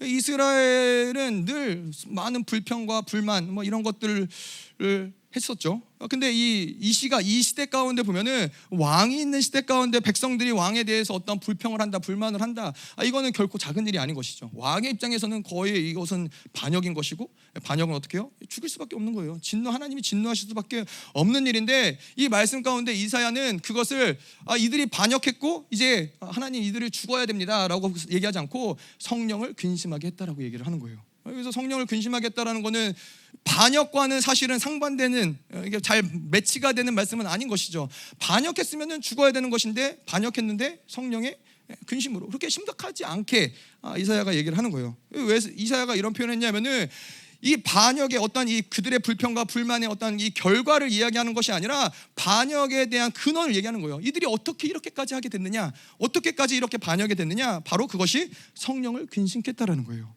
성령을 제한하고 성령으로 살지 않은 결과를 이야기하는 것이죠. 뭐 지금도 마찬가지죠. 성령으로 살지 않으면 어떻게 돼요? 우리는 옛사람으로 사는 거예요. 옛사람으로 사는 건 뭐예요? 우리가 계속해서 육체로 살아가고 자기 원하는 대로 자기 소욕을 따라 살아가는데, 그냥 내가 육체로 살았구나가 아니라, 육체로 살아가는 것은 반드시 우리 안에서 악을 축적하는 시간이 된다는 거예요. 악의 에너지들이 계속해서 축적이 되고 축적이 돼서 어디까지 가느냐? 하나님을 반역하는 데까지 가게 만드는 것이, 그게 원수의 전략인 것이죠. 아무리 하나님의 자녀라고 할지라도 성령으로 살지 않으면 이렇게 반역하는 것은 반드시 일어날 수밖에 없다는 거예요. 자, 그가 돌이켜 그들의 대적이 되사. 자, 하나님은 우리 편이에요, 그렇죠? 근데 성령을 근심시키신 결과가 무엇이냐? 우리의 대적이 되게 만들었다는 거예요. 예수를 믿어도 왜 우리 인생 가운데 계속해서 반복되어지는 고통과 고난과 풀리지 않는 일들이 왜 그러는 거예요? 하나님이 내 편이셔서 하나님이 일해 주셔야 되는데 내 편이 아니라 원수가 되니까는 풀리지가 않는 거예요. 이게 뭔가 특별하게 악한 자들이 하나님 원수가 되고, 특별하게 악한 자들이, 죄 많은 자들이 하나님 원수가 아니라, 육신의 생각으로 살고 육신으로 살면은 그럴 수밖에 없다라는 거예요. 자기로 살면은 하나님과 원수가 될 수밖에 없다라는 거예요. 그래서 시편에 그런 말씀 있죠. 사람이 흑암과 사망의 그늘에 앉으며 공고와 쇠사슬에 매임은 하나님의 말씀을 거역하며 지존자의 뜻을 멸시함이라. 인생이 공고한 것은 무엇이 없어서가 아니에요. 내가 무엇을 가지지 못해서가 아니에요. 내 인생 가운데 뭐가 풀리지 않아서가 아니라 하나님의 말씀을 거역했기 때문에 인생에 공고함이 생긴다는 거예요. 계속 볼게요. 대적이 되어서 친히 그들을 치셨더니. 자, 하나님과 우리와의 정상적인 관계는 뭐예요? 하나님이 우리에게 성령을 주시고 그분의 사랑과 자비로 우리를 이끄시는 게 정상적인 관계예요. 하나님은 절대로 이스라엘을 치시는 분이 아니고, 하나님은 절대로 자녀들을 버리시는 분이 아니고, 그들을 심판하시는 분이 아닌 거예요. 근데 성령을 제한했을 때 하나님으로부터 이런 징계를 받고 치심을 당하는 존재로 전락할 수밖에 없는 것이죠. 자, 그래서 우리가 이런 이야기, 뭐 저희에겐 너무 익숙한 이야기죠. 옛사람과 새사람, 육체의 소욕을 죽여야 되고 자아를 쪼개야 되고 계속해서 이런 내면의 전쟁을 치러야 되고, 이러한 얘기들을 우리에겐 너무나 익숙한 얘기고 계속 그렇게 살아왔던 얘기인데, 아프리카에서 이제 목사님이 남아공에서 에베소서 이야기를 말씀을 하시면서 뭐 십자가에 죽어야 될 5가지 내면의 전쟁들, 막 이러한 것들을 이야기하는데, 마치 그 이 말씀을 듣는 목사님들이 의아한 표정으로 앉아 계시는 거예요. 저게 무슨 얘기지? 굉장히 충격적인 표정으로 앉아 있는 거예요. 마치 내 평생에 이런 얘기를 난 한 번도 들어본 적이 없어. 이게 무슨 얘기지? 이러한 표정으로 앉아 계시는 거예요. 여러분, 표정 관리를 지금 잘 하셔야 돼요. 마치 처음 듣는 것처럼 앉아 계시면은 아프리카로 보내드릴 거예요. 근데 여러분, 그러한 분들을 보니까는 제가 생각이 복잡한 거예요. 아니, 자신을 죽이지 않고 이러한 내면의 전쟁을 하지 않고 영성이 어떻게 가능하지? 어떻게 한 목회자가, 그 교회를 또 목회하시는 목회자가 이 내면의 전쟁, 영적 전쟁, 옛사람과 새사람을 전혀 들어본 적이 없으면은 그 교회의 그 성도들은 어떡하지? 그 뭐예요? 이러한 얘기들, 육신을 방치하고 그냥 이 자기의 소욕대로 성령을 근심하게 하면서 살아가는 건데, 그러한 교회를 다니는 성도들은 뭐가 되는 거예요? 하나님과 원수가 되는 거예요. 하나님과 원수가 되는 교회를 다니는 거예요. 회개를 이야기하지 않으니까, 내면의 전쟁을, 내가 자아를 쪼개고 옛사람을 죽이고 이런 얘기를 안 하니까는 결국에는 성령을 근심케 하고 하나님과 원수되는 삶을 살게 하는 거예요. 뭐 주일날 예배를 갈 수 있어요. 섬길 수 있어요. 봉사할 수 있어요. 근데 하나님과 원수인 거예요. 얼마나 비극이에요. 우리가 이 집회 장소를 제공한 그 아까 이 여자 목사님 있지 않습니까? 이분이 제가 보니까 성령을 근심케 하는 분이세요. 성령을 근심케 하는 분이시고, 성령을 근심케 하는, 아까 목사님도 명예욕 얘기하시면은 이분의 특징이 뭐냐면은, 말씀 때 뭐 예배 때도 한참 늦게 나오세요. 한참 늦게 나오셔가지고 이제 나오시면 이제 핸드폰을 이제 딱 하시는 거죠. 앉아서 제일 앞자리에서 선풍기 이제 딱 자기 방향으로 해놓고 그 에어컨이 안 나오니까 핸드폰을 이제 딱 하시는 거예요. 핸드폰을 딱 하시면서 예배가 끝나길 기다렸다가, 예배가 딱 끝나면 뭐 하시냐면은 마이크를 잡고 자기가 이제 올라오시는 거예요. 뭔가 자기의 어떠함을 드러내고 싶으신 그 욕구가 너무너무 강력한 거예요. 그래서 뭐 별짓을 다 했어요. 마이크를 꺼라, 시스템을 꺼라, 마이크를 뺏어라, 뭐 마이크를 주지 말아라. 하여튼 뭐 제철 목사님이랑 별의별 얘기를 다 하고, 어떻게 해서든지 막 이 마이크를 들고 끝끝내 올라가셔서 뭐 기도 인도를 하든 찬양은 다, 이 집회 다 끝났는데 그러고 계시는 거예요. 명예욕, 자기의 어떠함을 드러내고 싶으신 것이 너무나 강력하셨던 거죠. 근데 이러한 이 성령을 근심케 하는 교회인데, 무서운 거는 이러한 교회의 성도들은 결국에 어떻게 되냐면 하나님과 원수가 된다는 거예요. 그래서 목사님도 그런 얘기하셨지만 이 집회가 끝나고 이 교회에 정말 하나님이 큰 일을 만드실 거라고, 정말 큰 저주가 임할 거라고. 그래서 이 집회 이후에 목사님이 그 찬양팀을 이스라엘로 초청을 하셨어요. 초청을 하셨는데 이스라엘로 초청된 그 팀을 마지막 날 이제 식사를 하려고 겜베 목사님이랑 빌레몬 목사님이랑 같이 가서 이제 거기서 식사를 하는 시간을 가졌거든요. 근데 이제 그때 했던 고백이 내가 교회를 다녔는데 교회를 안 다닌 것 같다. 이제 말씀을 듣고 집회 가운데 하나님의 영광을 보니까는 내가 다닌 게 교회가 아니었구나, 이거를 충격을 받은 거예요. 깨달은 거예요. 그러니까 이분이 그래 거기에 이제 있던 분이 난 이제는 이 교회 계속 다니기 어려울 것 같다고. 이렇게 하나님과 원수가 될 수밖에 없는 교회들이 너무나 많다라는 거예요. 얼마나 감사합니까? 회개를 촉구해주는 교회가 있다라는 게, 진리를 주는 교회가 있다라는 게, 하나님의 원수가 아니라 하나님의 사랑의 파트너로 살아갈 수 있게끔 해주는 그런 진리를 선포해주는 교회가 있다는 게 얼마나 감사합니까? 네. 자, 11절. 백성이 옛적 모세의 때를 기억하여 이르되 백성과 양떼의 목자를 바다에 올라오게 하시니가 어디 계시냐? 그들 가운데 성령을 두시니가 이제 어디 계시냐? 여러분, 이 10절까지의 상황을 보면서 이제 이사야가 이스라엘이 그렇습니다, 이런 죄를 지었고 뭐 그렇게 해서 회개를 하는 것이 아니라, 이사야가 하나님을 향해서 말한 것은 무엇이냐면은, 근데 이들이 이런 죄를 짓고 이들이 하나님과 원수가 되고 다 사실이지만은, 근데 하나님 출애굽 때를 생각해 보십시오. 이들을 하나님이 홍해 가운데서 하나님의 홍해를 가르시고 이들을 구원해 내지 않으셨습니까? 이게 이사야가 하나님께 탄원하는 탄원의 기도인 거예요. 그들의 어떠함에 이사야는 기대를 걸지 않아요. 그들의 어떠함을 호소하지 않아요. 하나님이 어떤 분이시냐, 하나님의 능력이 무엇이냐, 하나님의 그 자비가 무엇이냐, 여기에 이사야는 모든 걸 다 거는 거예요. 자, 그래서 이사야가 구하는 것은 뭐냐면은 어마어마하게 뭔가 대단한 것을 하나님이 하셔야 됩니다, 뭐 어떠한 상황을 바꾸셔야 됩니다가 아니라, 하나님 당신이 어디 계십니까? 하나님만 계시면 됩니다. 하나님만 계시면 해결되는 문제라는 거예요. 뭐 우리도 마찬가지고 아프리카도 마찬가지지만은, 아프리카가 살려면 어떻게 해야 돼요? 뭐 강력한 군대가 있어야 돼요? 많은 돈이 있어야 돼요? 훌륭한 리더가 있어야 돼요? 뭐 어떤 상황이 변화돼야 돼요? 아니에요. 하나님만 계시면 되는 거예요. 우리가 살려면 어떻게 해야 돼요? 하나님만 계시면 되는 거예요. 우리의 모든 상황과 환경 가운데 우리에게 늘 초점은 뭐예요? 하나님이 어디 계시는가? 하나님이 어디 계시는가? 그분은 계속해서 영원한 현재형으로 우리에게 지금도 다가오시는 분이신데, 그분을 영접하고 초대하고 받아들여야 된다는 거예요. 계속 우리의 모든 상황, 모든 환경, 모든 문제들 가운데 계속 그분을 초청하는 거예요. 주님 당신이 오셔야 됩니다. 주님 당신이 하셔야 됩니다. 하나님, 모든 문제가 문제 같아 보이지만 하나님이 계시면 아무것도 문제되지 않습니다. 이게 우리의 모든 신앙의 초점인 것이죠. 자, 그래서 이사야의 기도는 결국에는 다른 게 아니라, 하나님 당신의 사랑과 자비만 있으면 됩니다. 그런데 그게 느껴지지 않으니까 그게 고통스러운 거예요. 다른 게 변화되지 않고 뭐가 해결되지 않아서가 아니라, 사랑과 자비만 있으면 이사야는 사는데, 그러면 이스라엘은 사는데 그게 느껴지지 않으니까. 자, 12절 13절 보면요, 그의 영광의 팔이 모세의 오른손을 이끄시며 그의 이름을 영원하게 하려 하사 그들 앞에서 물을 갈라지게 하시고 그들을 기품으로 인도하시되 광야가 있는 말같이 넘어지지 않게 하신 이가 이제 어디 계시냐. 홍해를 가르고 이제 이스라엘 백성들이 말같이 뛰어나온다는 것을 그리고 있는 거죠. 14절에 보면 여호와의 영이 그들을 골짜기로 내려가는 가축같이 쉬게 하셨도다. 주께서 이와 같이 주의 백성을 인도하사 이름을 영화롭게 하셨나이다 하였느니라. 이거는 가나안 땅으로 안식으로 들어가는 것을 이야기하는 거예요. 그래서 이 7절부터 우리가 14절까지 이야기를 쭉 보면은, 하나님이 이제 이사야가 하나님께 탄원하는 건 뭐냐면은, 하나님 당신이 우리를 당신의 백성이라고 하지 않으셨습니까? 하나님이 우리를 신실한 백성이라고, 거짓말하지 않는 신실한 백성이라고 당신이 그렇게 인정하지 않으셨습니까? 그러면 당신이 그걸 책임지셔야 됩니다.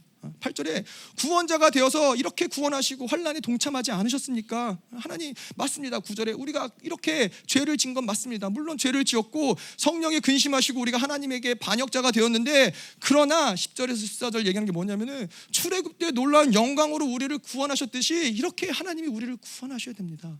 여러분, 이제 마지막 시대는 정말 그런 시대가 된 거예요. 그들의 어떠한, 그래 저 사람은 뭔가 원래 그랬지만 뭔가 자질이 있고 저 나라는 뭔가 자질이 있고, 이게 아니라 하나님의 어떠함에 우리의 모든 소망을 둬야 되는 시간이 온 거예요. 그들의 어떠함은 정말로 이제는 아무 소망이 없는, 너무 교회들이 너무나 많아졌어요. 아무 소망이 없는 영혼들이 너무나 많아졌어요. 자, 여러분 생각해 보세요. 그러한 나라들이, 이런 우간다도 그렇고 아프리카의 나라들도 그렇고, 그런 나라들이 생명사역을 만나지 않았으면 어떻겠을 뻔한가. 그러한 교회들이 생명사역을 만나지 않았으면 어떡할 뻔했나, 이런 집회가 있지 않았으면 거기에 있는 목회자들이 어떻게 했을 뻔했나. 사실 가슴이 철렁한 부분들이 있는 거예요. 4일 만에 죽었던 자들이, 정말로 이 완전히 시체들처럼 죽었던 자들이 이렇게 살아나는 역사들을 경험을 했는데, 만약에 이들이 이러한 놀라운 하나님의 일하심을 경험하지 못했더라면, 자기의 의지로, 자기의 힘으로, 자기의 노력으로 뭔가를 헤쳐나올 수 있는 어떠한 가능성도 없는 그런 교회들이라는 것이죠. 그런 시간들이라는 거예요. 15절, 주여 하늘에서 굽어 살피시며 주의 거룩하고 영화로운 처소에 보옵소서. 주의 열성과 주의 능하신 행동이 이제 어디 있나이까. 주께서 베푸시던 간곡한 자비와 사랑이 내게 그쳤나이다.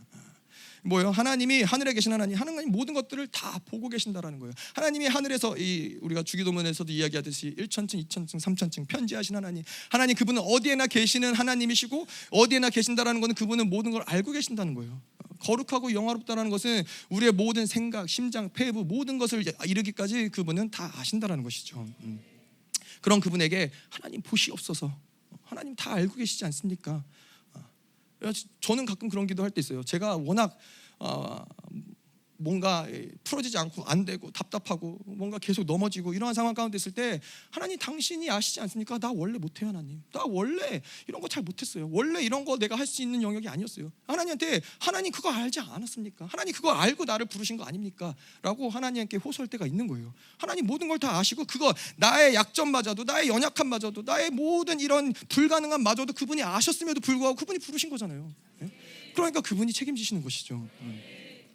주의 열성과 주의 능하신 행동이 이제 어디 있나이까.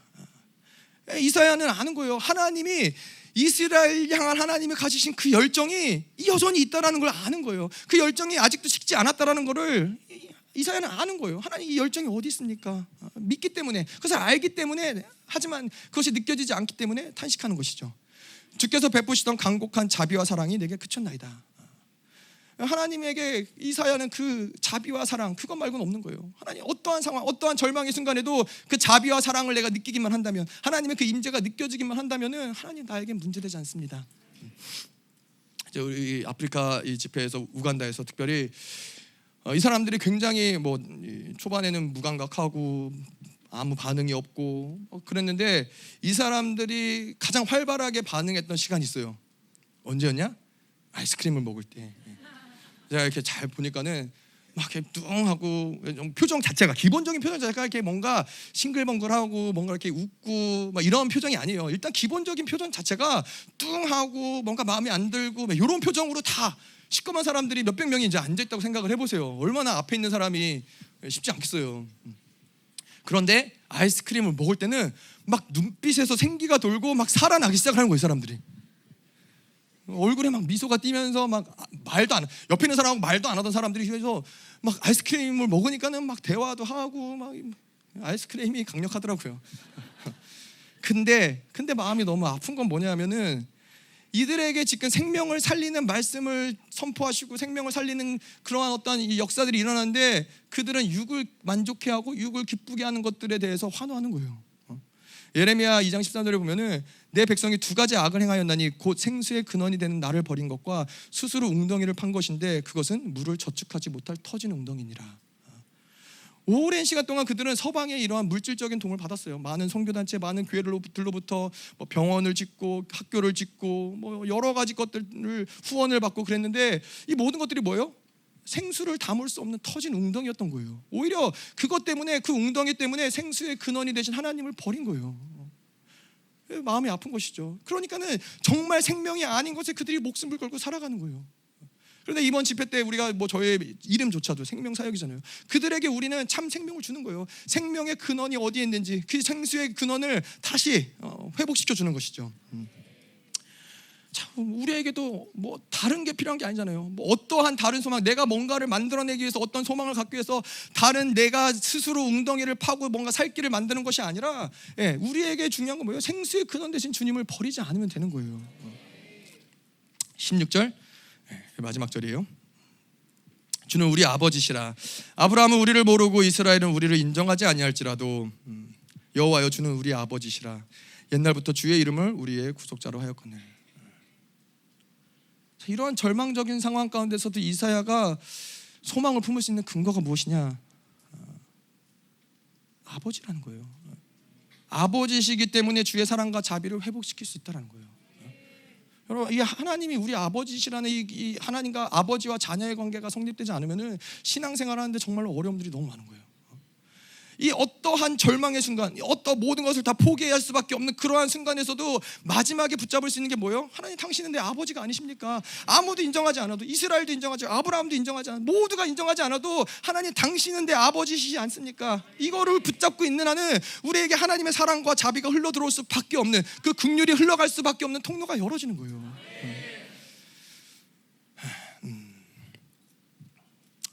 그래서 옛날부터 주의 이름을 우리의 구속자로 하였다. 우리를 구속자라는 거, 우리에게 생명을 주셨다는 것이죠. 생명을 주셨기 때문에 당신은 우리 아버지라는 거예요. 우리에게 생명을 주셨는데 당신이 우리를 버릴 수 없다는 거예요. 내가 무엇을 잘못한들 하나님이 나를 호적에서 파낼 수 없다는 거예요. 당신은 절대로 그럴 수 없는 분인데, 자, 그래서 우리 이 엘리야의 심령을 가진 자들의 특징이 무엇이냐? 그는 아버지이시고 나는 그분의 자녀다. 이거를 어떤 순간에도 잃어버리지 않는 거예요. 그러면 이 아버지와 자녀의 관계가 성립이 되면은 하나님의 어떠한 것들, 하나님이 부어주신 어떠한 것들도 다 수용할 수 있는 거예요. 아버지가 주시는 것이라면 무엇이든지 다 받아들일 수 있는 거예요.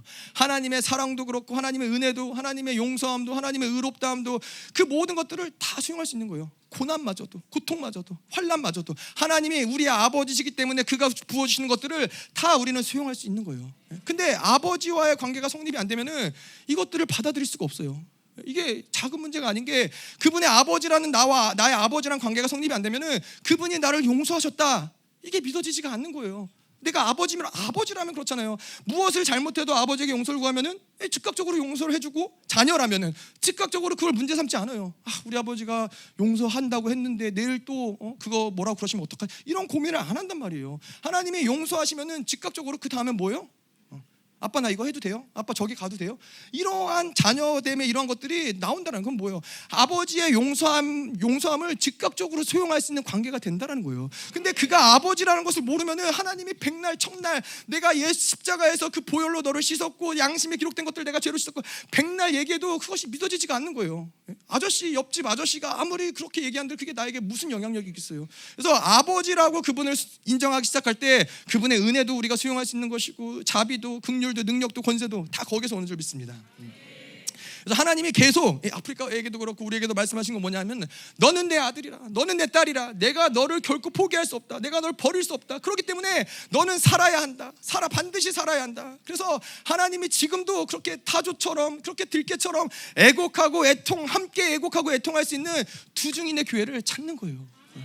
마지막 시대에는 정말로 하나님의 마음이 많이 부어지는데 모두가 그 마음을 느끼지 못해요. 환난과 고난과 고통과 아픔 가운데 항상 하나님이 함께 하셨는데, 그것을 증거할 교회가 필요하다는 거예요. 하나님의 마음을 하나님과 함께 울어줄 교회가 필요하다는 거예요. 아멘.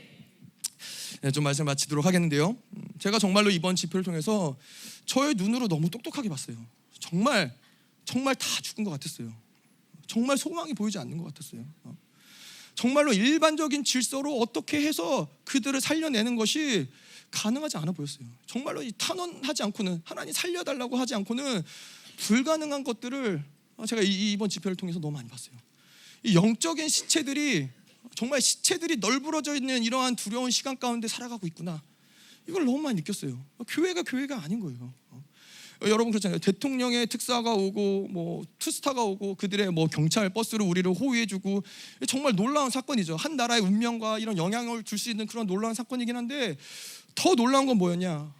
이런 다 죽은 것 같은, 정말 이제는 시체 같은, 아무 소망이 없는, 아무리 찔러도 반응이 없는 그들을 위해서 하나님이 여전히 울고 계신다라는 거예요. 하나님의 마음이 여전히 부어지고 계신다라는 거예요. 자, 하나님이 그래서 이 두 증인의 교회들을 부르사 하나님이 그들을 살려내시는 거예요. 마른 뼈 같은 그들에게 생기를 부으시고, 죽은 자들이 살아나고 환호하고 감격하고 영화롭게 되는 것들을 이제 예배를 통해서 보는 거예요. 근데 여러분, 이렇게 이것만큼 큰 감격이 어디 있습니까? 제가 그냥 하는 얘기가 아니라 이 집회를 통과한 모든 사람들은 그 감격이 뭔지를 아는 거예요. 왜냐하면 첫날, 둘째 날에 아무리 봐도 소망이 없거든요. 아무리 봐도 기도를 할 줄 모르는 건지, 눈을 감을 줄 모르는 건지, 근육에 문제가 있는 건지, 이러한 자들이 마지막 날 그렇게 뒤집어져 갖고 영화롭게 살아가는 걸 보니까는 막 너무 감격스러운 거예요. 정말 하나님 살아계시는구나, 정말 교회의 영광이 이게 장난이 아니구나, 정말 죽은 자들이 살아나는구나, 이것들이 보이는 거예요. 그래서 하나님 마지막 시대에 하나님이 사랑하는 아들과 딸들을 살려내는, 하나님이 당신의 교회를 살려내는 이 놀라운 사역 가운데 하나님이 우리를 부르신 거예요.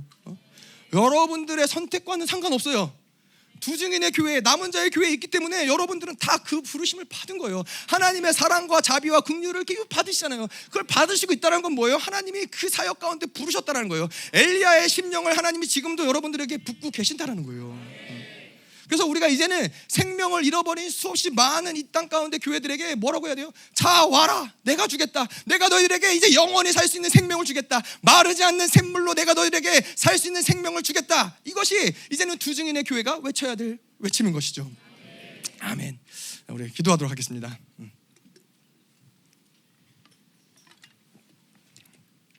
사랑의 하나님, 그렇습니다. 하나님, 너무나 많은 죽어진 자들이 하나님 둘러보면 너무나 많이 있습니다. 하나님 정말로 이제 아무 소망이 없고 아무 희망이 없고 하나님 정말로 아무것도 할 수 없는, 그들 스스로의 의지로 가지고 내가 살아봐야지 조차 할 수 없는, 하나님 살려주세요 조차 할 수 없는, 하나님 너무나 많은 교회들이, 너무나 많은 영혼들이 하나님 죽어 있는 것을 하나님 우리가 봅니다. 그런데 하나님, 우리도 사실은 그들과 그렇게 다르지 않았음을 고백합니다. 하나님, 우리도 진리가 없었다면, 교회가 없었다면 하나님 죽을 수밖에 없고 소망이 없고, 하나님 그 시체와 같이 널브러져서 하나님 정말로 이 세상이 이끄는 대로 살아갈 수밖에 없는 그러한 자들이었음에도 불구하고 하나님이 먼저 우리를 구원하시고, 먼저 우리에게 생명을 주시고, 먼저 우리에게 진리를 주시고, 먼저 하나님 우리에게 사랑을 주셨나이다. 하나님, 그래서 우리가 오늘도 하나님의 그 사랑을 붙잡습니다. 하나님의 그 아버지 되심을 붙잡습니다. 하나님 정말로 이 땅 가운데 있는 마지막에 남은 자들을 주님 살리시옵소서. 하나님, 그것이 사랑을 받아 하나님 마땅한 자들이기에, 하나님의 자녀이기에 여전히 하나님의 눈물이 그곳 가운데 흐르고 계시기에 하나님 함께 울어줄 교회가 일어나길 원합니다. 함께 울어줄 남은 자들이 일어나길 원합니다. 하나님 정말로, 그래서 이제 하나님의 나라에 섰을 때 그 영광스러운 보좌 앞에 하나님 앞에 서게 하시옵소서. 하나님, 우리가 이제는 하나님 당신이 어디든 간에 하나님의 마음을 가지고 갈 수 있도록 하나님 이제는 영광을 부으시옵소서. 이 교회 가운데 그 영광을 보게 하여 주시옵소서. 하나님 더 하나님 강력하게 하나님 하시옵소서.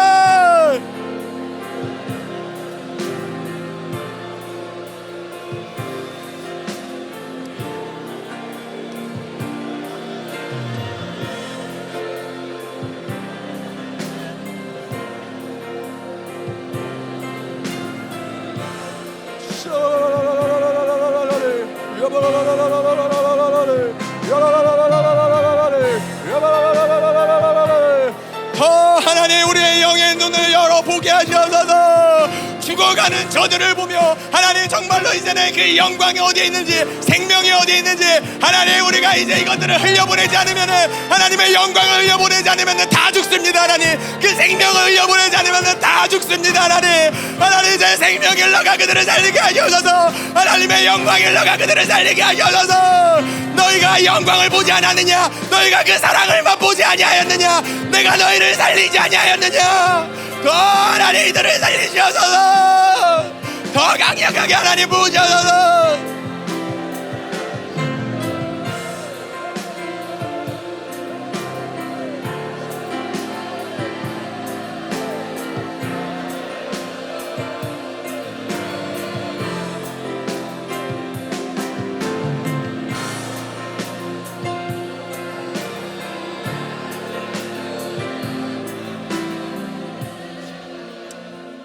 하나님, 내가 너무나 오랜 시간 동안 나 살기에 바빴습니다. 내 문제에 하나님 집착하여서, 하나님 우리의 가족의 문제, 우리의 자녀의 문제, 하나님 이것도 문제고 저것도 문제고 저것도 문제고.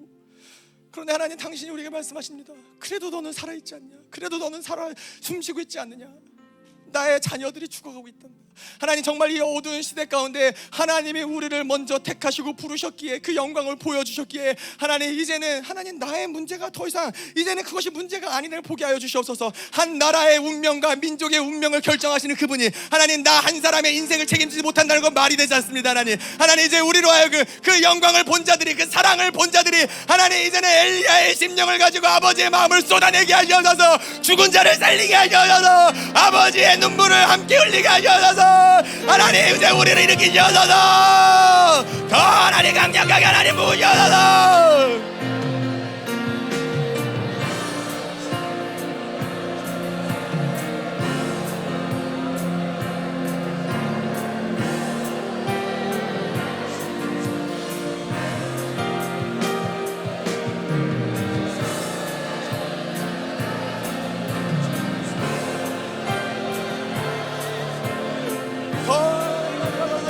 일어나라 나의 사랑하는 교회여, 일어나라 영광스러운 교회여, 우리가 함께 가자. 하나님의 나라가 여기 있노라. 이제 하나님의 나라가 더 가까이 하여노라. 더 하나님 하여서 주여 하나님, 내가 당신과 함께 가겠나이다. 내가 당신과 함께 살겠나이다.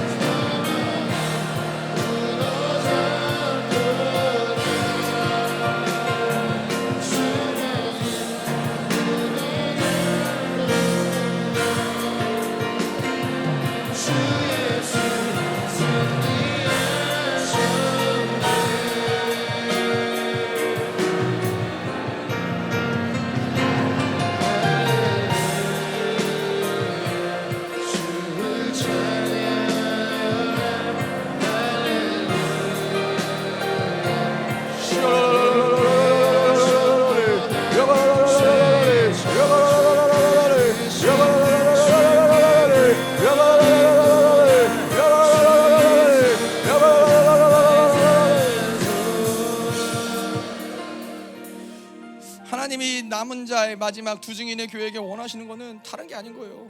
그분의 사랑과 자비를 붙잡으시면 돼요. 그분이 우리 아버지이심을 붙잡으면 돼요. 근데 그러한 사람들이 없어요. 이 세상 가운데, 이 남은 마지막의 시대 가운데는 그분이 우리의 아버지이심을 인정하는 교회들이, 그러한 사람들이 없다라는 게 문제인 거예요. 그래서 그거를 붙잡고 있는 자들, 하나님이 그들이 소망인 거예요. 누가 나를 아버지로 인정하느냐, 그들이, 나의 자녀들이 어디 있느냐, 나와 함께 울어줄 자들이 어디 있느냐.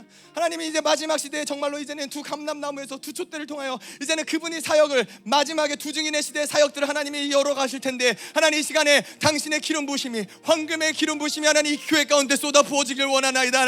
하나님과 함께 이 마지막에 모든 고난의 시간을 통과할 뿐만 아니라 하나님 영광의 시간 가운데 당신과 함께 들어갈 하나님, 당신의 왕같은 제사장들을 하나님 이 시간에 세우시옵소서. 하나님 이들에게 하나님 황금의 기름 부심을 부으사 하나님의 나라를 일으키게 하셔서 하나님의 영광스러운 나라가 여기 있노라. 더 하나님 강력하게 기름 부으셔서 더 정말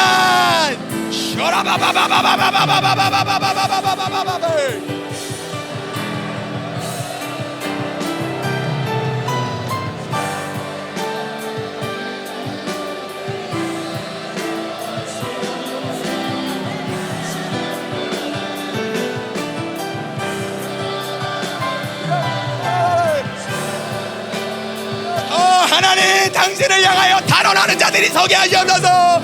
하나님, 죽어가는 땅을 위하여 하나님 살려주세요. 탄원할 수 있는 교회들이 일어나게 하시옵소서. 그들을 살리시옵소서. 하나님과 한 마음을 가지고 울 수 있는 자들을 하나님 일으키시옵소서. 하나님,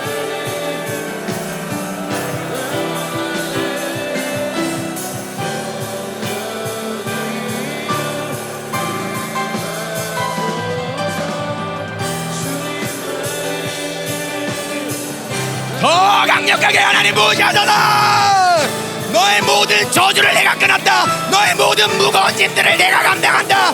너는 나와 함께 가자. 나와 함께 솟아오르자. 더 하나님 하셔서 너 정말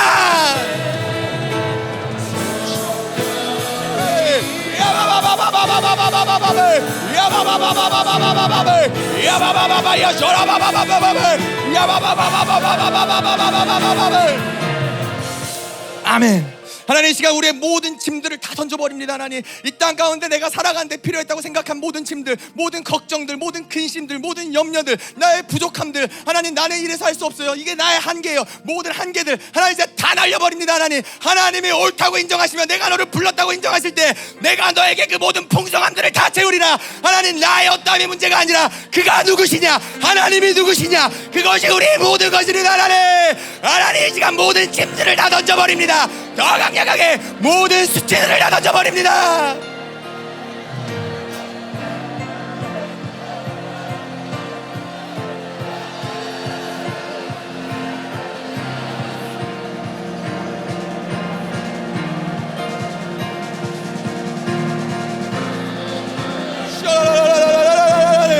더 하나님 하셔서 아무것도 문제되지 않는다. 아무것도 문제되지 않는다. 내가 하리라. 나는 살아계신 여호와라.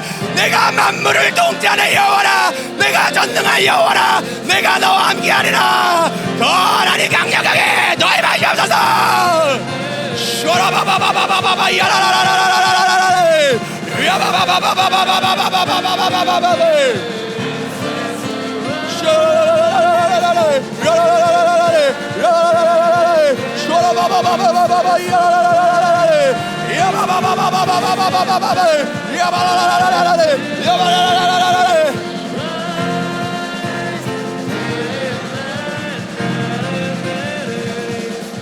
아멘. 우리 같이 찬양을 할 텐데요. 왕이 오시네.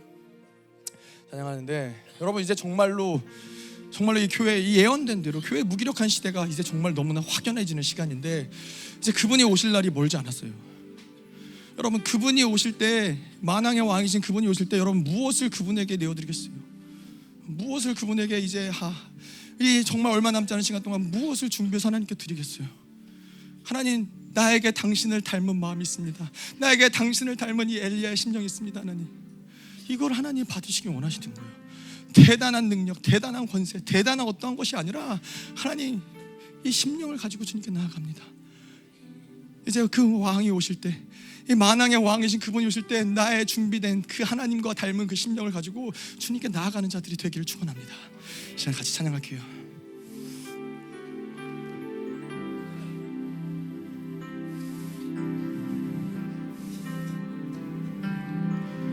온 땅의 모든 만물 주님 기다리네. 나무들은 기뻐 손뼉치, 산들도 주님 앞에 굽혀 절하며 메마른 땅 위에 꽃은 피리라. 진실로 속히 오리니 주님이 오심을 만물이 보리라. 주가 진실로 속히 오리니 주님 오심을 만물이 보리라.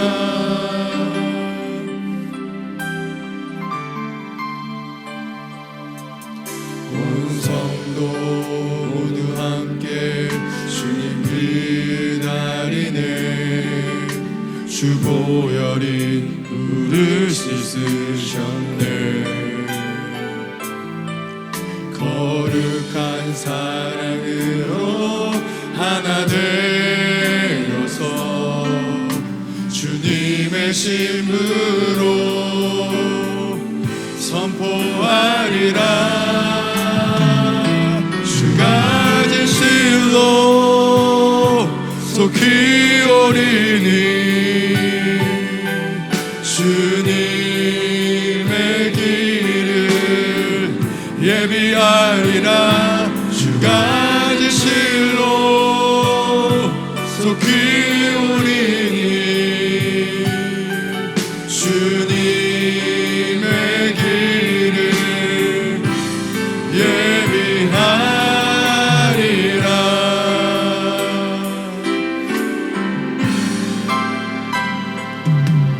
온 세상 모든 나라 주님 기다리네. 열방을 아래 엎드려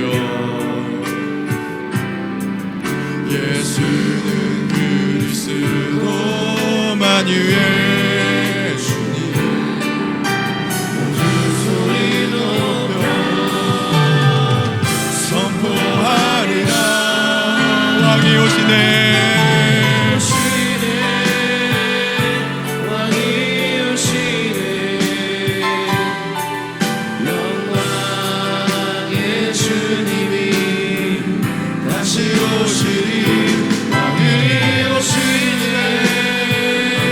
왕이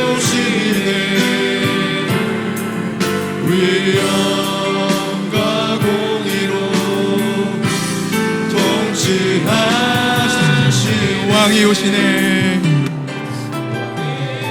하나님, 그렇습니다. 우리가 당신의 오심을 기대합니다.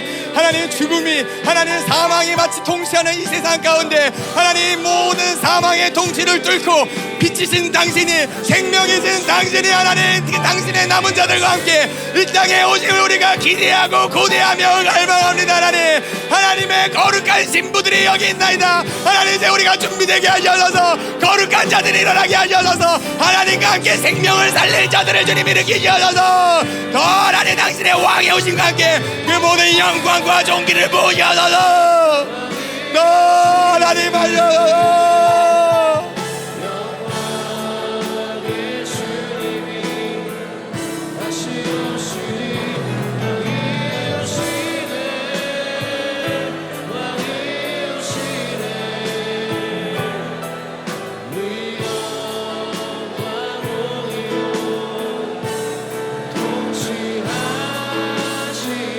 왕이 오시네. 왕이시여 오시옵소서. 하나님, 만왕의 왕이신 당신이 얼마나 오랜 시간 기다리셨나이까. 하나님, 이제 오시옵소서. 당신의 신부가 당신을 기다리오니, 당신의 교회가 당신을 기다리오니, 만왕의 왕이시여 영광 가운데 임하시옵소서. 더 하나님 강력하게 임하시옵소서.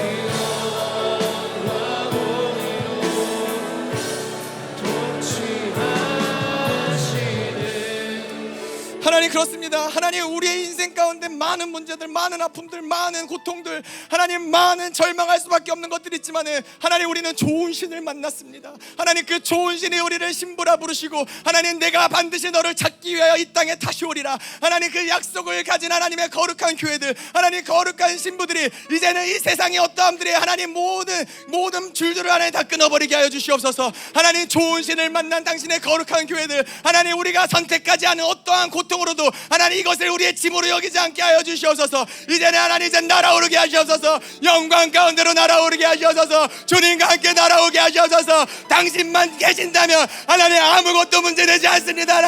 하나님, 아무것도 문제되지 않나이다. 하나님, 더 하나님 부으시옵소서.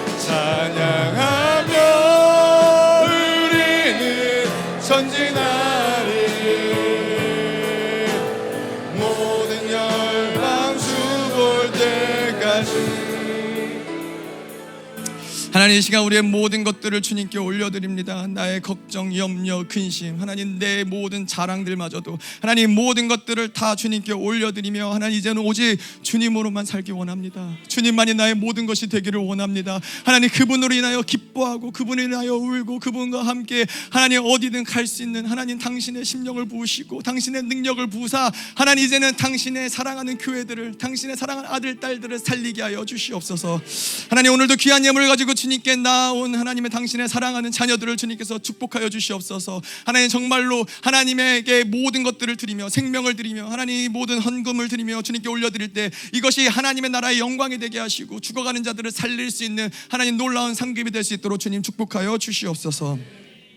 이제는 교회 머리 되신 우리 구주 예수 그리스도의 은혜와 아버지 하나님의 끝없는 사랑과 성령 하나님의 내주 교통위로 충만케 하신 역사가 오늘도 하나님의 거룩한 신부로 살아가기를 결단하는 사랑하는 성도들과 그 가정과 직장과 자녀와 기업과 비전 위에 이 나라의 민족과 전 세계에 파송된 사랑하는 선교사들과 생명사역과 열방교회 위에 이제로부터 영원토록 함께하기를 축원하옵나이다.